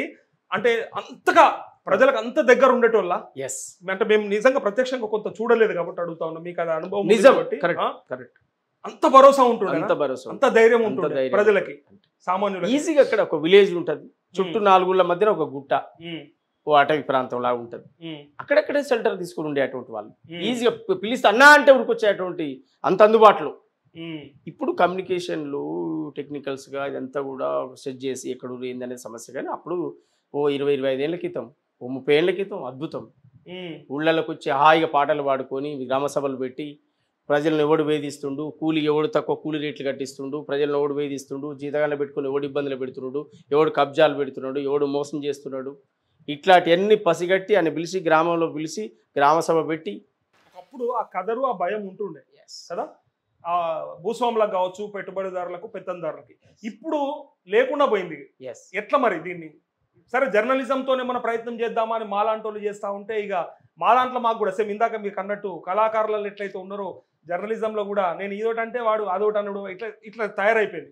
ఇంత దరిద్రమా? ఒకప్పుడు సమాజంలో ఒక కదరు ఉంటుండే కదా, మళ్ళీ అది నిజంగా రావాల్సి ఉండేనా? ఉంటుందా? అలాంటి పరిస్థితి ఉంటే బాగుంటుందా? అంటే నేను గ్రామీణ ప్రాంతాల్లో మళ్ళీ నక్సలైట్లు రావాలనో వద్దనేటువంటి పదం నేను అనలేను. కానీ అంటే ఆ పరిస్థితి నేను నక్సలైట్లు సామాజికంగా రాజకీయంగా చైతన్యం కలిగిన యువత ముందుకు రావాలి, చైతన్యవంతమైనటువంటి యువత తయారు కావాలి. యువత మత్తు పానీయాల వైపు, యువత గుట్కా డ్రగ్స్ వైపు, గంజాయి వైపు కాకుండా, యువత బలహీనతలకు కాకుండా యువత యొక్క బలాన్ని, ఇప్పుడు మమ్మల్ని ఎవరో తయారు చేస్తే తయారై వచ్చిన వాళ్ళం కాము. బై బర్త్ ఎక్కడి నుంచో అనేక కష్టాలు పడుతూ పడుతూ దాటుతూ ఒక లక్ష్యాన్ని పెట్టుకుంటూ వచ్చినటువంటి వాళ్ళం. తయారుగా రోడ్ వేసి వెహికల్ ఇచ్చి వెహికల్ ఎక్కి హైదరాబాద్ పోదంటే ఎవడైనా వస్తాడు, అది లేకుండా వచ్చినటువంటి వాళ్ళం. అందువల్ల యువత స్వయం శక్తి మీద ఎక్కువ ఫోకస్ చేయాలి. చైతన్యవంతమైనటువంటి సమాజం రావాలంటే ప్రశ్నించడం అలవాటు చేసుకోవాలి. ఏ లీడర్ పడితే ఆ లీడర్ కొమ్ము కాస్తూ వ్యసనాలకు బానిసైతూ చిన్న ఏజ్లోనే చనిపోతూ, చిన్న ఏజ్లోనే ప్రేమలు పెళ్ళిళ్ళని, చిన్న ఏజ్లోనే విధవరాళ్ళుగా మారి, చిన్న ఏజ్లోనే హెల్త్ ఇష్యూస్ చనిపోయి నిర్వీర్యం అయిపోయేటువంటి ఒక సమాజం ఏర్పడుతుంది. చిన్న ఏజ్లోనే మత్తు పదార్థాలకు అలవాటైపోయి నిర్వీర్యం అయ్యేటువంటి ఒక సమాజం ఏర్పడుతుంది. ఇది పోవాలి. చైతన్యవంతమైనటువంటి యువత రావాలి, ప్రశ్నించే తత్వాన్ని అలవాటు చేసుకోవాలి, సమాజాన్ని ఎదిరించేటువంటి తత్వాన్ని, సమాజంలో జరిగే మోసాలు, దోపిడీ, ఆగడాలు, అఘాయిత్యాలు, దురాంకారాలు, ఆచారాలు, కులం యొక్క దోపిడీ, ఇవన్నీ ఎదిరించేటువంటి ఒక తత్వం రావాలి. మానవీయమైనటువంటి బుద్ధుడు, పూలే, అంబేద్కర్ కోరుకున్నటువంటి ఒక మానవీయ సమాజం ముందుకు రావాల్సినటువంటి అవసరం ఉంది. యువత ఎప్పుడైతే తన స్వయం శక్తి మీద ఒక లీడర్ మీద డిపెండ్ కాకుండా, అడుక్కునే కాడ కాకుండా, యువత స్వయం శక్తి మీద ఎప్పుడైతే ఉంటుందో, ఇండిపెండెంట్గా ఉంటుందో, ప్రశ్నించే తత్వం వచ్చేస్తుంది. సమాజంలో జరిగే ఆగడాలను ప్రశ్నించాలి, ఇది ఎందుకు జరుగుతుందని అడుగుతాడు. ఎప్పుడైతే అడుక్కునే కాడ ఉంటాడో, ఎప్పుడైతే బలహీనలతో కుంగిపోయి ఉంటాడో, ఆయన బలమంతా నిర్వీర్యం అయిపోయి అడుక్కునే కాడ ఉంటాడు, రేపు ఇస్తాడో ఏడో ఈ మాట అడిగితే ఆ లీడర్ అనే కాడికి వచ్చినప్పుడు ఆటోమేటిక్గా కుంగిపోతాడు. అది జరగొద్దు. ఒకటి, వీని చదువు మీద నన్ను దృష్టి పెట్టాలి ఎదిగే యువతరం, లేదంటే బిజినెస్ మీద నన్ను దృష్టి పెట్టాలి. నాకు తెలిసి ఇప్పుడున్నటువంటి ఈ దేశంలో అత్యంత వ్యాపారస్తులుగా విస్తరించినటువంటి మార్వాడీలను చూసి నేర్చుకోవాలి యువత నేర్చుకోవాలి. నేను తప్ప ఈ పాటకు ఎవడు న్యాయం చేయలేడు రబ్బాయి అని అనిపించే పాట చాలా కోకోకోలలు ఉన్నాయి. నేను ఏ పాట పాడినా నేను మనసు పెట్టి, అందులో ఇంకొకటి ఇష్టమైంది, నా మనసుకు నచ్చింది, అది ఎవడి పాలైందో అన్నా సరే, ఇంకేదైనా సరే, ఏ పాట మీకు బాగా అనిపించేది, నేను ఈ పాట కోసం పుట్టిన రబ్బాయి అనే ఫీలింగ్ దేనికి వచ్చేది మీకు? చాలా పాటలు పాడినా. పాట పాడినా నేను గద్దరన్న పాటలు బాగా ఇష్టం ఉండే నాకు.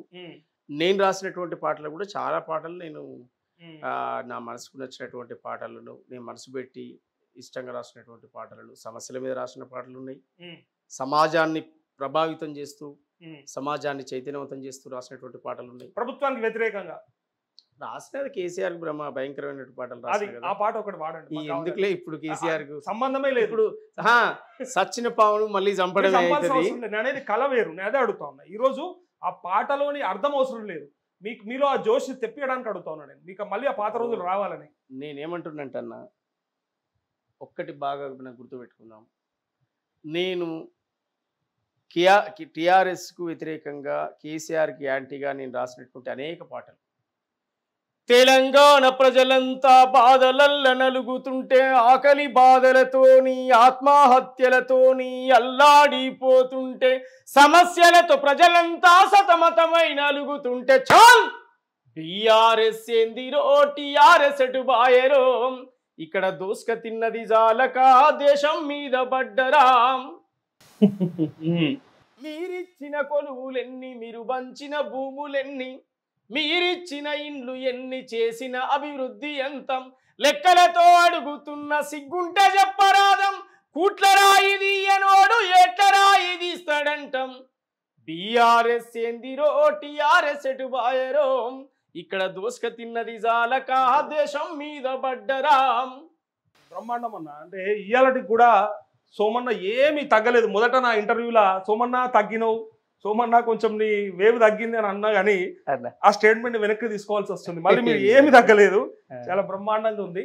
సో ఇంకొకటి ఏదన్నా అట్లనే నాకు ఇంకొకటి బాగా నచ్చిన పాట అన్న, అందుకోసమే నేను మళ్ళీ వెతకడానికి తీసుకున్నాను. నేను ఎవడి పాలైందిరో అన్నట్టే ఇంకొక పాట ఉంటుంది, వద్దు వద్దురో ఓదోరో అనేది. దాంట్లో చరణాలు ప్రజలను ఎంత ఆకట్టుకున్నాయంటే మళ్ళీ ఒకసారి వాడు సోమన్నాయి. ఇలా మళ్ళా ప్రజలు అడుగుతా ఉన్నారు, మీ నుంచి ఎక్స్పెక్ట్ చేస్తా ఉన్నారు. వద్దు వద్దురా ఓదరో, నీ పాలనొద్దురా మాదరా, ఇక వశంగాదురా ఓదరో, నిన్ను మోయలేమురా మాదరా, నిజాము రాజుల కాశ్మీర చెవిల కలగలిపిత నీ పాలన ఎరా, వద్దు వద్దురా ఓదరో, నీ పాలనొద్దురా మాదరా, ఇక వశంగాదురా ఓదరో, నిన్ను మోయలేమురా మాదరా, చదువులు ఏవి, కొలువులు ఏవి, సంక్షేమాల పథకాలేవి, హామీల మీద హామీలనిచ్చి, హామీల మీద హామీలనిచ్చి, అరే మోసం చేస్తేవి ఈ ప్రజలను, అరే వద్దు వద్దురా ఓదరో, నీ పాలనొద్దురా మాదరా, ఇక వశంగాదురా ఓదరో, నిన్ను మోయలేమురా మాదరా, నేరళ్ళ దళితన్నల పైన లాఠీలేమో జులిపిస్తివిరం, మద్దతు ధరను అడిగినందుకు రైతుల చేతికి బేడీలేస్తివి, ప్రశ్నించేటి గొంతుల పైన పగబట్టి వేటాడుతుంటివి, వద్దు వద్దురం రే, వద్దు వద్దురా ఓదరో, నీ పాలనొద్దురా మాదరా, ఇక వశంగాదురా ఓదరో, నిన్ను మోయలేమురా మాదరా, నమ్మకంతో రాష్ట్రాన్ని ఇస్తే వమ్ము చేస్తివిర మా బతుకులను, పూట పూటకో మాట చెప్పుతూ తాగుబోతు పోషయ్యవైతివిర, వద్దు వద్దురా ఓదరో, నీ పాలనొద్దురా మాదరా, ఇక వశంగాదురా ఓదరో, నిన్ను మోయలేమురా మాదరా. సూపర్ అన్న. మళ్ళీ పాత రోజులు యాదికొస్తా ఉన్నాయి. సోమన్న ఎప్పుడు ఇట్లా ప్రతిపక్ష పాత్రనే పోషిస్తే బాగుంటదేమో అనిపిస్తుంది. ఇలా ప్రభుత్వంలో ఉన్నారు కానీ, అధికారంలో ఉన్నారు కానీ, ఎప్పుడు కూడా ప్రజల పక్షాన నీ వాయిస్ ఇట్లా వినిపిస్తే సరిపోతుంది సోమన్న. అది ఎప్పుడైనా సరే ప్రజా సమస్యల మీద అంటే గొంతుకగా ఉండాలని కోరుకుంటారు కదా. అంటే అధికార పార్టీలో ఉండి అధికార పార్టీలో పథకాలు చెప్పరాదా? అడగనియ్యారు కదా, ప్రజలకు పథకాలు చెప్పొచ్చు కానీ అడగనియ్యారు కదా, సమస్యలు ఉంటే మాట్లాడేది కదన్నా. ఎందుకంటే మనం ఒక పార్టీ పాలసీని వ్యతిరేకించడం, ఇంకో పార్టీని సమర్థించడం, ఆ పార్టీ వాళ్ళ అధికారంలోకి వచ్చింది, ప్రజలకు మంచి చేస్తే దాన్ని స్వాగతిస్తాం పాట ద్వారా, తప్పేముంది? కానీ ఎప్పుడు ప్రజల మనిషిగా ఉంటే ఇంకా మిమ్మల్ని ఎక్కడో పెట్టుకుంటారు కదా. ఇప్పుడు ప్రజల మనిషిగానే ఉంటా అంటున్నానే. ఇప్పుడు కాంగ్రెస్ పార్టీ కొన్ని రోజులు ఉంటుంది. కాంగ్రెస్ పార్టీ యొక్క పాలసీని, కాంగ్రెస్ పార్టీ చేసే సంక్షేమ పథకాలను ఇది అందింది తీసుకోరని చెప్పే కాడు ఉందాం అనుకుంటాను. ఇప్పుడు సాంస్కృతిక సారథి ఉన్నది, అదే కేసీఆర్ పెట్టినటువంటి సాంస్కృతిక సారథి కళాకారులు ఉండే దానికి చైర్మన్ గా. ఇవాళ అదే కళాకారులతో గ్రామీణ ప్రాంతాలకు పోయి తిరుగుదాం అనుకుంటున్నా. కాంగ్రెస్ పార్టీ చేసేటువంటి ఉచిత బస్సు ప్రయాణాలు ఏదైతే ఉందో దాని ద్వారా మేలు ఎంతమంది జరిగిందో అడుగుదామని చూస్తున్నా. ప్రజల్లోకి వెళ్దామని చూస్తా. ఆగస్టు 15 లోపు ముఖ్యమంత్రి గారు రైతు రుణమాఫీ చేస్తా అన్నాడు. దాని యొక్క లాభాలు ఎవరెవరికి అందినాయో చెప్తా పాట ద్వారా పోయి. మళ్ళీ గజ్జగడతా, వదిలిపెట్టను, గజ్జగడతా. కాంగ్రెస్ పార్టీకి ప్రజలకు మధ్య వారధిగా ఉంటా. కాంగ్రెస్ పార్టీ చేసేటువంటి ప్రభుత్వం అమలు చేసేటువంటి పథకాలన్నీ ప్రజల కాడికి తీసుకుపోయి ఇది వాడుకోండి, ఇది ఉపయోగించుకోండి, ఇది ఇందిరమ్మ రాజ్యంలో వచ్చింది, ఇది రేవంత్ రెడ్డి గారి నాయకత్వంలో వచ్చిందని చెప్తా, తప్పెట్లయితుంది అది? అంటే గవర్నమెంట్కు యాంటీగా మాట్లాడితేనే ఏపూరు సోమన్ లేకపోతే అంటే నేను ఒక రాజ్యం రావాలని కోరుకున్నా, నేనే కాంగ్రెస్ ప్రభుత్వం కావాలని కోరుకున్నాను, కాంగ్రెస్ ప్రభుత్వం ఈ రాష్ట్రంలో అధికారం ఉండాలని కోరుకున్నాను. సోనియా గాంధీ కృతజ్ఞతగా చెప్పి దేశం కోసం ప్రాణమిచ్చిన కుటుంబం మీదమ్మా, ఈ దేశాన్నే లేపద విని వదిలిన త్యాగం నీదమ్మా, ఆటుపోటులను నిలబడగలిగే ధైర్యం నీదమ్మా, ఉక్కు గుండె మన తల్లి ఇందిరను యాది చేస్తివమ్మా, అమ్మా సోని అమ్మా మా సల్లని తల్లివి అమ్మా, మా ఆశల రూపం నీవే, మా రేపటి స్వప్నం నీవే, 60 ఏండ్ల తెలంగాణ ప్రజల తండ్లాట చూస్తివమ్మా, వేలాది బిడ్డల బలిదానంతో చలించినావమ్మా, మాట దప్పని మడమ దిప్పని బలమే నీ గుణమే నీదమ్మా, తరతరాలుగా కాంగ్రెసుకు ప్రజలే బలమమ్మా, నువ్వు తీసుకున్న ఈ నిర్ణయానికి తిరుగే లేదమ్మా, తెలంగాణలో కాంగ్రెసుకు ఎదురే లేదమ్మా, దేశం కోసం ప్రాణం ఇచ్చిన కుటుంబం మీదమ్మా, ఈ దేశాన్నే లేపద విని వదిలిన త్యాగం నీదమ్మా, ఆటుపోటులకు నిలబడగలిగే ధైర్యం నీదమ్మా, ఉక్కు మహిళ మన తల్లి ఇందిరను యాది చేస్తివమ్మా. ఇవన్నీ రాసినప్పట్లే. కానీ మీరైనా తీన్మార్ మల్లన్నైనా ప్రజల సొత్తుగా ప్రజల ఆస్తిగా భావిస్తారు కాబట్టి ఈ వ్యతిరేక గలమే ఉంటే బాగుంటుంది. ఎన్నటికైనా సరే ప్రజల పక్షాన ఉంటే ఏమవుతుంది, కొట్లాడుతూనే ఉంటే ఏమవుతుంది, ఇలా పదవులు కావన్నా అధికారం కావన్నా, మల్లన్న ఇలా మండలిలో ఎమ్మెల్సీ కావాలన్నా మంత్రి కావాలన్నా, సోమన్నకు సాంస్కృతిక కళా శాఖ చైర్మన్ అయ్యి 2 గన్మెన్లు ఉండి కారే కావాలన్నా, త్యాగం చేస్తామని అంటారు కదా, చెయ్యొచ్చు కదా. అవు అంటే త్యాగాలు కావా, ఏం త్యాగమే లేదా, ఇప్పుడు కూడా కంటిన్యూగా అట్లే ఉండొచ్చు కదా. సరే ఇలా ప్రభుత్వంలో ఉంటారు మీరైనా మల్లన్న అయినా సరే, ప్రజలకు అందించేదేదో అందిస్తా అంటారు కదా. ఒక సీరియస్ క్వశ్చన్ ప్రజల నుంచి వస్తున్నటువంటి ఒక స్పందనను మీ ముందర పెడతా. రేపు మిమ్మల్ని ఇద్దరు ఎందుకు కలుపుతున్నా అంటే ఇద్దరిని అట్లనే ఎక్స్పెక్ట్ చేస్తారు కాబట్టి, రేపు పొద్దున కాంగ్రెస్ కూడా చెప్పినవన్నీ చేయకపోతే ప్రజలు నిజంగా అరే ఎందుకు తెచ్చుకున్నామా ఈ కాంగ్రెస్ అని బాధపడ్డ రోజు నిజంగా మీరు ప్రశ్నించడానికి సిద్ధంగా ఉన్నారా అనేది ఒకటో ప్రశ్న. మళ్ళీ వాళ్ళ మీద యుద్ధం ఎవరైనా సరే మాకు ప్రజలే ముఖ్యం అనుకుంటారా, లేదు మాకు పదవులు ముఖ్యం అనుకొని పార్టీలు పట్టుకొని ఉంటారా అనేది సీరియస్ క్వశ్చన్. బాగా గుర్తుపెట్టుకోండి, మళ్ళీ ఒక్కసారి చెప్తున్నా, ప్రజలకు న్యాయం జరగడం కోసం తెలంగాణ సమాజం విధ్వంసమైందని రేవంత్ రెడ్డి గారు ఆ రోజున్న టీడీపీని వదిలేసి కాంగ్రెస్ ద్వారానే తెలంగాణ ప్రజలకు న్యాయం చేయగలుగుతామని చెప్పి ఏ విశ్వాసంతో వారు వచ్చిరో, వారు తెలంగాణ నలుదిశల ప్రతి వాడ ప్రతి ఊరు వాడ చుట్టొచ్చి ప్రజా సమస్యలు కళ్ళతో చూసినటువంటి వారికి మేము చెప్పాల్సిన అవసరం లేదు. వారు కాంగ్రెస్ అంటేనే తెలంగాణ ఢిల్లీ హైకమాండ్ పెద్దలు వీళ్ళంతా కలిసి కూర్చొని డిసైడ్ చేసేది, ఏకఛత్రాధిపత్యంగా నిర్ణయించేది కాదు. రాహుల్ గాంధీ అంత పెద్ద నాయకుడైనా, రాహుల్ గాంధీ ఇందిరమ్మ కుటుంబం అయినా నెహ్రూ కుటుంబం అయినా వన్ మెన్ ఆర్మీగా డిసైడ్ చేసేవాడు కాదు. దానికి ఒక కమిటీ ఉంటుంది, దానికి ఒక నిబంధన ఉంటుంది, దానికి ఒక పద్ధతి ఉంటుంది. అందువల్ల తెలంగాణ ప్రజలకు మళ్ళీ అన్యాయం జరుగుతుంది, తెలంగాణ ప్రజలకు మోసం జరుగుతుంది కనుక మళ్ళీ మీరు తిరుగుబాటు ఆ అవకాశం రాదు అనేది మా విశ్వాసం. ఎందుకంటే లేదు వినండి, రాదు అని నేను అంటున్నా. ఇక కాకపోతే సంతోషం సోమన్న, మాకేం బాధ లేదు. ప్రజలకు న్యాయం జరగడం కోసం, ప్రజలకు చేయడం కోసం, ప్రజలకు మేలు చేయడం కోసమే రేవంత్ రెడ్డి గారి నాయకత్వంలో కాంగ్రెస్ ప్రభుత్వాన్ని ప్రజలు ఎన్నుకున్నారు. ప్రజలు తెచ్చుకున్న ప్రభుత్వమే. ఎట్టి పరిస్థితుల్లో వీళ్ళు వెనుకకు పోరు. కేసీఆర్ ను ఎవరు తెచ్చుకోరు, కేసీఆర్ ను కూడా ప్రజలే తెచ్చుకుంది. 14-18 కేసీఆర్ ని తెచ్చుకుంది ప్రజలే కదా అనేది. మీరు ఇందులో ఉండి కూడా ప్రభుత్వంతో చేయించగలుగుతారా? ప్రశ్నించో లేకపోతే ఇంటర్నల్ గా మీరు ఫైట్ చేసో, చేయకపోతే రేపు మళ్ళీ బయటకు వచ్చి మాట్లాడతారా అనేది పెద్ద ప్రశ్న. నేనేమో క్రెడిబిలిటీకి సంబంధించింది, ఇంకా మీకు భవిష్యత్తు చాలా ఉంది, ఇంకా 30 ఏళ్ళ భవిష్యత్తు ఉంది. మీరు బాగా గుర్తుపెట్టుకోండి, ఆ అవకాశం ఆప్షన్ రాదు అంటున్న ప్రజలకు ఏ అయితే హామీలు ఇచ్చారు, ఏ అయితే హామీలు ఇచ్చారో ఆ హామీలు తూచా తప్పకుండా రేవంత్ రెడ్డి గారు నెరవేరుస్తారు, కాంగ్రెస్ ప్రభుత్వం నెరవేరుస్తున్న విశ్వాసం మాకున్నది. ఓకే, సాంస్కృతిక శాఖ చైర్మన్ గా ఉన్న రసమై బాలకిషన్ నిజంగా ఆ శాఖకి అంటే నాకు ఇది చిచ్చు పెట్టాలని అడగట్లేదు, ఏమన్నా న్యాయం చేసిండా, కళాకారులను ఏమన్నా చూసిండా, బాగుపడ్డరా అని అంటే మీరు ఏం చెప్తారు? అంటే మీ తోటి కళాకారులు చెప్తుంటారు కాబట్టి. సో అది ఇప్పుడు జరగొద్దు. ఒకవేళ మీకు మళ్ళీ అవకాశం ఇస్తే కాంగ్రెస్.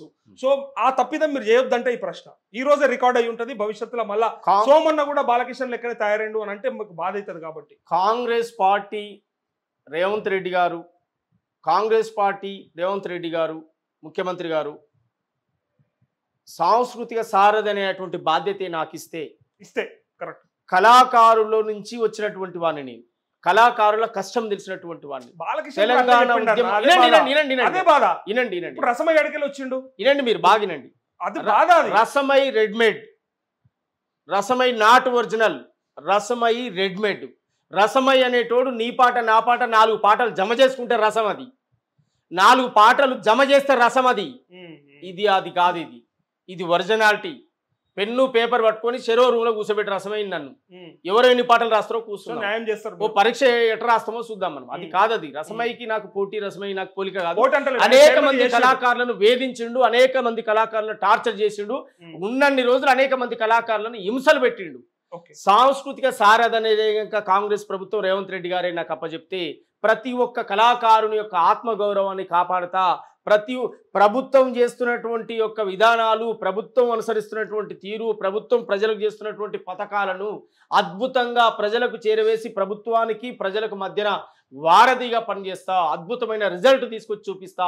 కళాకారుడు అనేవాడు కడుపులో పెట్టి చూసుకుంటాం కాంగ్రెస్ ప్రభుత్వం. హామీ మీకు ఇచ్చిందా ప్రభుత్వం? సోమన్ అందుకే చేరిండా పార్టీలో?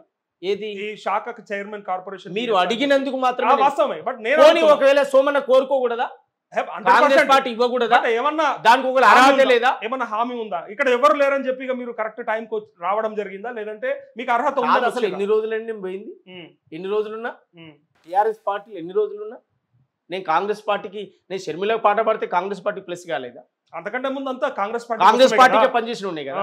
కొత్తగా ఏదో పదవి ఇస్తారనే వచ్చిన అంటే ఇప్పుడు ఇక్కడ ఎవరు కాంగ్రెస్ పార్టీ పదవి ఇచ్చినా ఇవ్వకపోయినా రేవంత్ రెడ్డి గారి నాయకత్వంలో అద్భుతంగా పనిచేయడానికి వచ్చిన అధికారం వచ్చింది కాబట్టి వచ్చిండు సోమన్న, లేకపోతే రాకపో. అది ప్రశ్న, అదే ప్రశ్న. ఎలక్షన్ ఎవడో వెదవా పనికి మళ్ళీ మాట్లాడతాడు. ఏం తెలుసు? ఎయ్యర ఓటు, చెయ్యి గుర్తుకు ఓటు, పొడవర పోటు, కారు టైరుకు పోటు, పాలించే సత్తా లేని పాగలుగాండ్లు. ఎవరికి ఉపయోగపడ్డది ఈ పాటలని? నేను రాసిన ఎవరికి ఉపయోగపడ్డాయి? ఎటుపోయినాయి ఈ పాటలని? ఎవడో చెత్త అవులగాన్ని మాట్లాడేటువంటి మాటలకు నేను ఆన్సర్ ఇవ్వాల్సినటువంటి అవసరం కూడా లేదు. ఓకే, మా కష్టం ఉంది, మా శ్రమ ఉంది. కాంగ్రెస్ పార్టీ ప్రభుత్వం రావడంలో మా చెమట ఇట్లా తీసిరం మేము. ఖచ్చితంగా అధిష్టానం అది గుర్తిస్తుంది, గుర్తించినాడే ఇయని. ఓకే, సో మన ఇదే జోష్లా ఉద్యమాల యుద్ధ బేరి సాంబశివుడు రో అది పాడండి ఒకసారి. ఉద్యమాల యుద్ధ బేరి సాంబశివుడు రో, అమ్మా నాన్నలు పెట్టిన పేరు ఐలన్నరా, చంద్రయ్య లచ్చు మమ్మల ముద్దుల కొడుకురా, చెరిగిపోని చిరునవ్వుల పొద్దు బడుపురా, దేశముకు దొరగాండ్లను ఉరికించిన నల్లగొండ వలిగొండ మండలము దాసిరెడ్డి గూడెంలో కురుమగొల్ల ఇంటిలోన పుట్టి పెరిగెరో, కూలినాలి బతుకు చూసి కలత చెందెరా, ఉద్యమాల యుద్ధ బేరి సాంబశివుడురో, అమ్మా నాన్నలు పెట్టిన పేరు ఐలన్నరా, విప్లవాల తల్లి ఒడిలో వడివడిగా ఎదుగుకుంటూ పీడిత తాడిత ప్రజల విముక్తికై బాటలేసం, సాయుధ పోరాటంలో సాగిపోయేరో, ఆయుధాలనందుకొని అడవికెళ్ళెరా, ఉద్యమాల యుద్ధ బేరి సాంబశివుడురో, అమ్మా నాన్నలు పెట్టిన పేరు ఐలన్నరా. సోమన్న, నీ నోట్లోంచి అమ్మా నాన్న అనే పేరు అంటే ఇప్పుడు వచ్చింది కాబట్టి, అది పలికిరు కాబట్టి అత్యధికంగా మీ పాట చూస్తూ మీ పాట వింటూ చాలా మంది ఏడ్చిన పాట ఏంటి తెలుసా సోమన్న? మీ తల్లిగారు మరణించినప్పుడు మీరు అక్కడ అమ్మని తలుచుకుంటూ పాడిన పాట ఒక్కసారి పాడు సోమన్న. నిజంగా అది బ్రహ్మాండం. అంటే దాన్ని ప్రతి ఒక్కరు కూడా ఎట్లా ఫీల్ అయ్యారంటే, మీరు ఏడిచిరు లేదు అంటే మీరు ఆడ ఏడ్చిన సందర్భం కంటే మీరు పాట పాడాలనే అది ఉంటుంది కాబట్టి బయట అందరు ఏడిచిరు సోమన్న. ఉయ్యాలో ఉయ్యాలో ఉయ్యాలో నేనెళ్ళిపోతున్నా ఉయ్యాలో, ఉయ్యాల ఉయ్యాలో ఉయ్యాలో నేనెళ్ళిపోతున్నా ఉయ్యాలో, నేనెళ్ళిపోతున్నా ఉయ్యాలో మళ్ళీ నేరాను ఉయ్యాలో, నేనెళ్ళిపోతున్నా ఉయ్యాలో మళ్ళీ నేరాను ఉయ్యాలో, ఊరికి చివరానా ఉయ్యాలో ఊడల మర్రుంది ఉయ్యాలో, ఊడల మరి కింద ఉయ్యాలో నా ఇల్లు ఉంది ఉయ్యాలో, ఇల్లు పైలాము ఉయ్యాలో పిల్లలు పైలాము ఉయ్యాలో ఉయ్యాల ఉయ్యాలో ఉయ్యాలో నేనెళ్ళిపోతున్నా ఉయ్యాలో నేనెళ్ళిపోతున్నా ఉయ్యాలో మళ్ళీ నేరాను ఉయ్యాలో మళ్ళీ నేరాను ఉయ్యాలో. ఎంతమంది ఆడతల్లులు మహిళలు ఎంతమంది కళ్ళ నీళ్ళు పెట్టుకుంటే చూసినా అన్న, అమ్మ గుర్తొస్తుంటుంది ఆ పాట పాడుతుంటే. ఎందుకంటే కష్టం నుంచి వచ్చి అట్లా కుటుంబ సభ్యుల్ని అందరినీ ఒక్కొక్కరు దూరం చేసుకుంటూ ఇలా ఎన్ని రకాల అవస్థలు పడుతూ దేనికోసం కష్టపడుతుండు సోమన్న అంటే ఏం చెప్తావు సోమన్న? అసలు ఇన్ని త్యాగాలు చేసుకుంటా, ఇంత పోరాటం చేసుకుంటా, కడుపుకు కనీసం పట్టెడు అన్నమన్నా తృప్తిగా తింటున్నావా అంటే బాధ అనిపిస్తలేదు, ఒక్కోసారి దుఃఖం వస్తలేదు, ఏడ్చిన సందర్భాలు లేవు? నలుగురు కోసం బతకాలని ఒకసారి డిసైడ్ అయినప్పుడు అది నేను ఫస్ట్ చెప్పిన కానీ నరకయాత అయినా తప్పదు, పూలబాట అయినా తప్పదు. అనేక మంది అశేషమైనటువంటి పీడిత ప్రజల కోసం త్యాగాలు చేసినటువంటి అనేక మంది మహానుభావుల త్యాగాలు తలుసుకున్నప్పుడు మన త్యాగం చాలా చిన్నదనిపిస్తుంది. ఓ బుద్ధుని చూసో, ఓ పూలేని చూసో, అంబేద్కర్ని చూసో, అనేక మంది మహనీయులను చూసి పెరిగినప్పుడు, వాళ్ళందరి త్యాగాలు చూసినప్పుడు ఈ తెలుగు నేల మీద ఈ భారతదేశ మానవాళి, ఈ ప్రపంచ మానవాళి బాగుండాలని చెప్పి తన జీవితకాలం గజ్జగట్టి ఆడి పాడి ఈ నేల మీద నేలకొరినటువంటి ఒక గద్దరన్నని యాద్ చేసుకున్నప్పుడు, ప్రజల కోసం పనిచేస్తున్నప్పుడు పిల్లలంటే అడ్డం వస్తారేమో అని చెప్పి పిల్లలే వద్దు మాకు అని చెప్పి తన జీవితకాలం పోరాటం చేసి జననాట్య మండలిగా పనిచేసినటువంటి ఒక డప్పు రమేష్ లాంటి మహానుభావులను ఉదాహరణ తీసుకున్నప్పుడు, ఈ నేల మీద పీడిత ప్రజల కోసం గలమెత్తి పాడినటువంటి ఒక అరుణోదయ రామారావును చూసుకున్నప్పుడు, దళితుల యొక్క ఆత్మగౌరవ ప్రతీకగా మాదిగ మహవీరులారా అని గలమెత్తి పాట పాడినప్పుడు, ఎర్ర ఉపాలిలాగా అనిపించినప్పుడు, నల్లగొండ కరువు ప్రాంతాన్ని నల్లాగొండ జిల్లాలో సాగు తాగునీరే కరువయ్యో నల్లగొండ రైతన్న అని పాటలు పాడినప్పుడు పైలవ సంతోష్ లాగా అనిపించినప్పుడు, అనేక మంది కవులు, రచయితలు, కళాకారులు వీళ్ళందరినీ ప్రేరణగా, స్ఫూర్తిగా మాతో సహచరులు, మా తోటి మిత్రులు, మాకంటే పెద్దవాళ్ళు వీళ్ళందరి ప్రయాణాన్ని కొనసాగింపుగా భాగమే ప్రభుత్వంలో ఉన్నామా, బయట ఉన్నామా, ఏడున్నామా, వీళ్ళందరి కొనసాగింపులో భాగమే ఏపూరి సోమన్న. అందువల్ల మేము పోయే తోవలో, మేము నడిసే తోవలో అనేక దారులు, ఇవన్నీ ఏడుపులు, దుఃఖాలు ఉంటాయి. చెప్పిన చాలాసార్లు అనుకున్నా నాకేముందా సమస్య అనుకున్నా. లోతుల్లోకి పోయి చూసినప్పుడు ఇంకా పెద్ద సమస్యలు ఉన్నాయి. నాకేముందా దుఃఖం అనుకున్నా. సమాజం లోతుల్లోకి వెళ్ళినప్పుడు అనేక మందికి దుఃఖం ఉన్నాయి. సమస్య లేని ఇల్లు ఉన్నదా, విమర్శ లేని మనిషి ఉన్నడా, అలలు లేని సంద్రమున్నదా, ఏ వెతలు లేని బతుకులున్నయా. సమస్యలు విమర్శలతో సాగెను నీ ప్రయాణం, అవి అధిగమించి నిలబడితేనే చేరదవు నీ గమ్యం, చేరదవు నీ గమ్యం. బలము బలహీనతలు ఉంటాయి ప్రతి మనిషికి, కోరికలను ఆపగలిగే శక్తి నీయు మనసుకి. ఎదుగుతున్న వాళ్ళపైన వేస్తారు ఒక రాయిని, ఒదిగి ఉన్న వాని విలువ తెలియదు లోకానికి. మహాత్ముడు మహనీయుడు ఎవరి మీదనైనా వాదం ప్రతివాదం అంటూ నడిచెను ఈ సమాజం, నడిచెను ఈ సమాజం. ఒక్క పాట చాలన్న ఇప్పుడు ఉన్నటువంటి పరిస్థితిని అద్దం పట్టినట్టు. మా నాయనమ్మ చెప్పేది నిందలేంది బొంద ఉండదు బిడ్డ అన్నట్టు అదే కనపడతా ఉంది. ప్రతి ఒడికి ఏదైనా ఉంటుంది అనేది నిజంగా బ్రహ్మాండం. మన మధ్యలో అంటే గద్దరన్న కూడా పోరాటం చేసి ఈ చివరి ప్రశ్న, ఆయన కూడా ఎప్పుడూ అధికారం అనుభవించకుండా చివరిగా ఏదో ప్రయత్నం చేద్దామని ప్రయత్నం చేసినా కూడా అది ఫలించక అట్లా అయిపోవడం. ఇలా సరే వాళ్ళ కుటుంబానికి కూడా అవకాశం ఒకసారి ఇచ్చిండ్రు, ఈసారి ఆ అవకాశం కూడా ఇవ్వలేదు. కానీ సో ఆయనను గుర్తు చేసుకుంటే మీకు ఏ పాట గుర్తొస్తుందో ఆ పాట ఒకటి పాడి ఇంటర్వ్యూ కంప్లీట్ చేద్దామన్నా. చివరిగా గద్దరన్న యాదిరు. వందనాలు వందనాలమ్మో మా బిడ్డలు, వందనాలు వందనాలమ్మో మా కూనలు, వీరులారా సూరులారం రాడికల్లా బిడ్డలారం, రాడికల్ల బిడ్డలారం రైతు కూలి అన్నలారం మీరు కాకమ్మాలై వస్తారా మా కూనలు వందనాలు వందనాలమ్మో మా బిడ్డలు ఒక్కరొక్కరు ఒరిగిపోయి సుక్కలల్లో కలిసినారం సుక్కలల్లో కలిసి మీరు సూర్యులయ్యి వెలిగినారం మీరు ఏ దిక్కు లేనొల్లాకు మా బిడ్డలు ఆ దిక్కు చూపే సుక్కలయ్యిండ్రా మా కూనలు కావు కావున కాకులరిసే తలుపు గొల్లెం సప్పుడాయం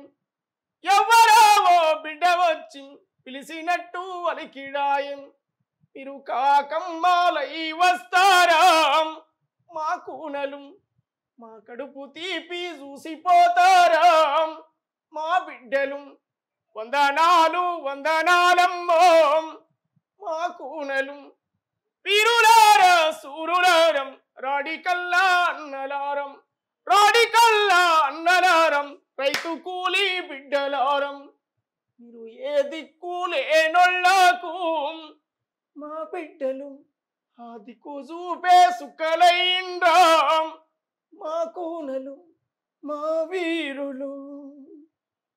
వండర్ఫుల్ సోమన్న, వండర్ఫుల్. ఇంకొకటి ఏంటంటే ఇప్పుడు మీరు ఎంతైతే అభిమానిస్తారో, సరే మా రోజు వీరన్న, సాంబశివుడు, గద్దర్ అన్న ఇట్లా పేర్లు చెప్పుకుంటూ పోతే చాలా ఉంటాయి. నేను అనేది ఏంటంటే ఇవాళ మీది ప్రభుత్వంలో ఉన్నారు, అధికారంలో ఉన్నారు, వాళ్ళంతా పోయినప్పటికీ కూడా వాళ్ళ పిల్లల్ని కానీ వాళ్ళ కుటుంబాలని కానీ కాపు కాస్తారా అనేది చాలా సీరియస్ క్వశ్చన్. నిజంగా వాళ్ళకి అవకాశాలు ఇస్తారా?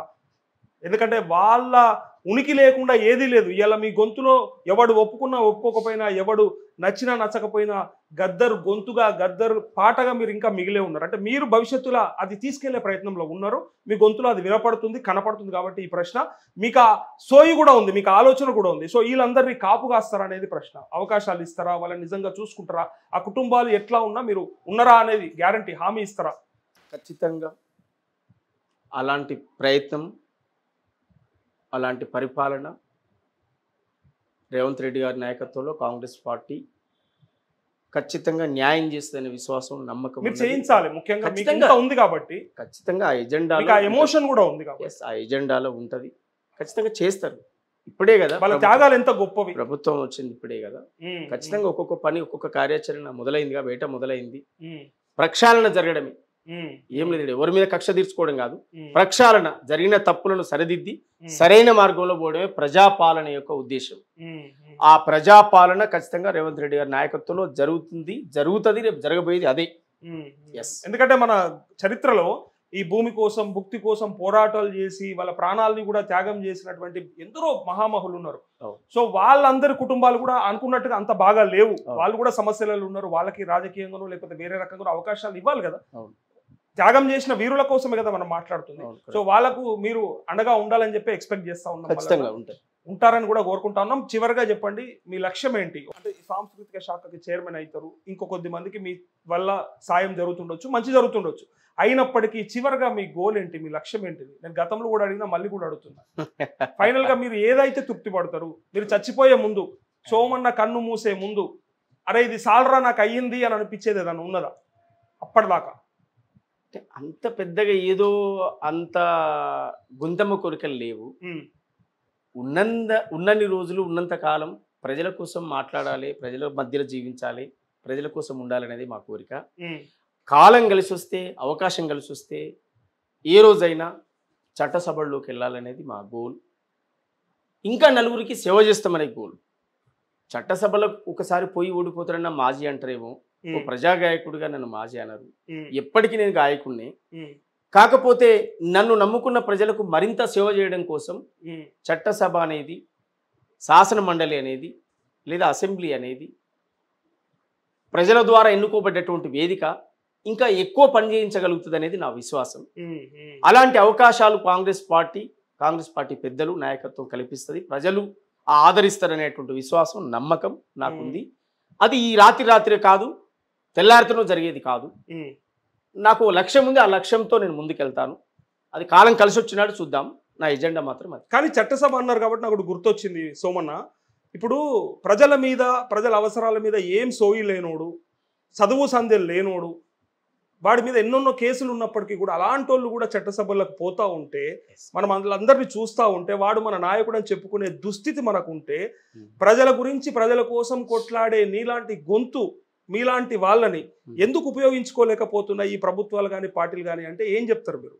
It's a final question. ఎందుకంటే సోయి ఉన్నోని కూడా పట్టించుకోకుండా సోయి లేని సన్నాసులను కూడా చట్టసభలకు పంపే దౌర్భాగ్యం ఉంది. వాడి ఎలా ఉంటే పార్టీలు ఉంటుండో లేకపోతే ఇంకో పార్టీలకు పోతా ఉన్నాడు. సో ఇలాంటి వాళ్ళు అవసరమా? రాజకీయాల్లో ఏముంటుంది సహజంగా అంటే సోమన్ అంటోడు నా గుంపా కాదా, సోమన్ అంటోడు నా మనిషా కాదా అని వెతుకునేటువంటి వాళ్ళు ఉంటారు సహజంగా రాజకీయాలు.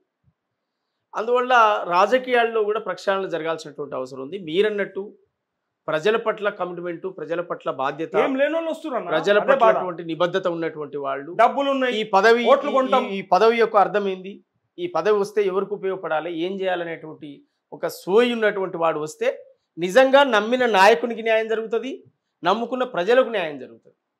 అది ఏది లేని వాళ్ళు తాత్కాలిక అవసరాల కోసం రాజకీయాల్లో మంచి వ్యాపారం అయిపోయి తాత్కాలిక మెప్పు కోసం ఆ పూట ఏదో నటించి పదవి రాగానే ఇమీడియట్లీ చేంజ్ అయిపోయి పదవి రాగానే నువ్వెంత అనేటువంటి అహంకార పూరిత ధోరణి నడుస్తుంది. ఇప్పుడు జనరల్గా ఉదాహరణకు చెప్తా ఉన్నా, మొన్న కాంగ్రెస్ పార్టీ యొక్క వే వచ్చింది రాష్ట్రంలో.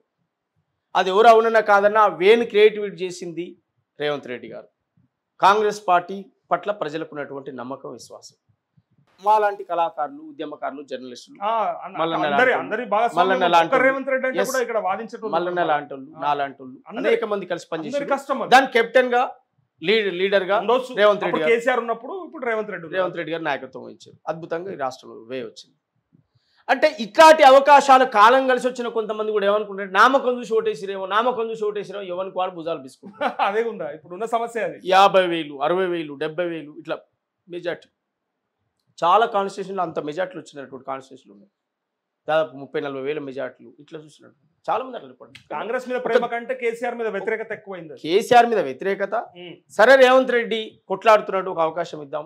కాంగ్రెస్ 10 ఏళ్ళు తెలంగాణ ఇచ్చింది, 10 ఏళ్ళు వెనకబడిపోయింది, తెలంగాణ ఇచ్చి కూడా ఆగమైంది పార్టీ. ఇవన్నీ అన్ని కలిసి వచ్చిన ఒక మాట చెప్పాలంటే రేవంత్ రెడ్డి గారి నాయకత్వంలో ఇవన్నీ ఫైట్ జరిగింది. నేనేమంటున్నానంటే అది కాంగ్రెసా, టీఆర్ఎస్ఆ, ఇంకో పార్టీ కాదు. మీరు పవర్ పాలిటిక్స్ గురించి మాట్లాడేది కనుక నేను దాని గురించి మాట్లాడతాను.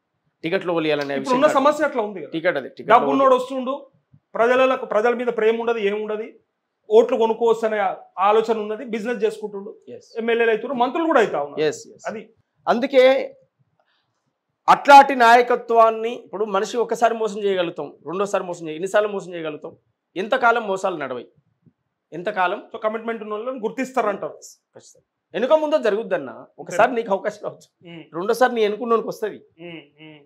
ఎప్పుడు నాదే నడుస్తుంది అని అనుకోవడం తప్పు అన్న. నేను 100 మందిని ఇంటర్వ్యూ చేసిన అనుభవంతో చెప్తా ఉన్నా, అసలు ప్రజల గురించి కమిట్మెంట్ లేని నాయకులు కూడా ఇవాళ చట్టసభల్లో కనిపిస్తా ఉన్నారు.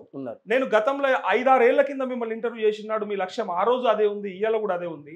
ఒక్కసారి ఒక దళితుడో, ఒక పేదోడో, ఒక బక్కపలసనోడో అసెంబ్లీలకు పోవాలంటే ఇన్ని దాటాలనా, ఇన్ని పార్టీలు ట్రావెల్ చేయాలనా, ఇన్ని మాటలు పడాలనా, ఇన్ని రాళ్ళ దెబ్బలు తినాలనా అనేది నా ప్రశ్న. వాళ్ళకి అదంతా అక్కర్లేదా? లేదు, వాళ్ళకి అవసరం లేదు. ఇక డబ్బులుంటే ఏ పార్టీలైనా చేరొచ్చు, ఎవడైనా టికెట్ ఇచ్చేస్తారు, గెలవచ్చు. అదే ఇట్లాంటి సమస్యని అధిగమించడానికి మరి ఏం చేద్దామని? ఏం కాదన్న, తోవ పట్టుకుని పోదాం అంతేనా. కూర్చుంటే చెదలు పడుతుంది, నడిస్తే తోవ పడుతుంది, ఏడికన్నా పోదాం, ఎట్లయితే అట్లయితే. Thank you so much Somanna, thank you so much. Wish you all the best అన్న.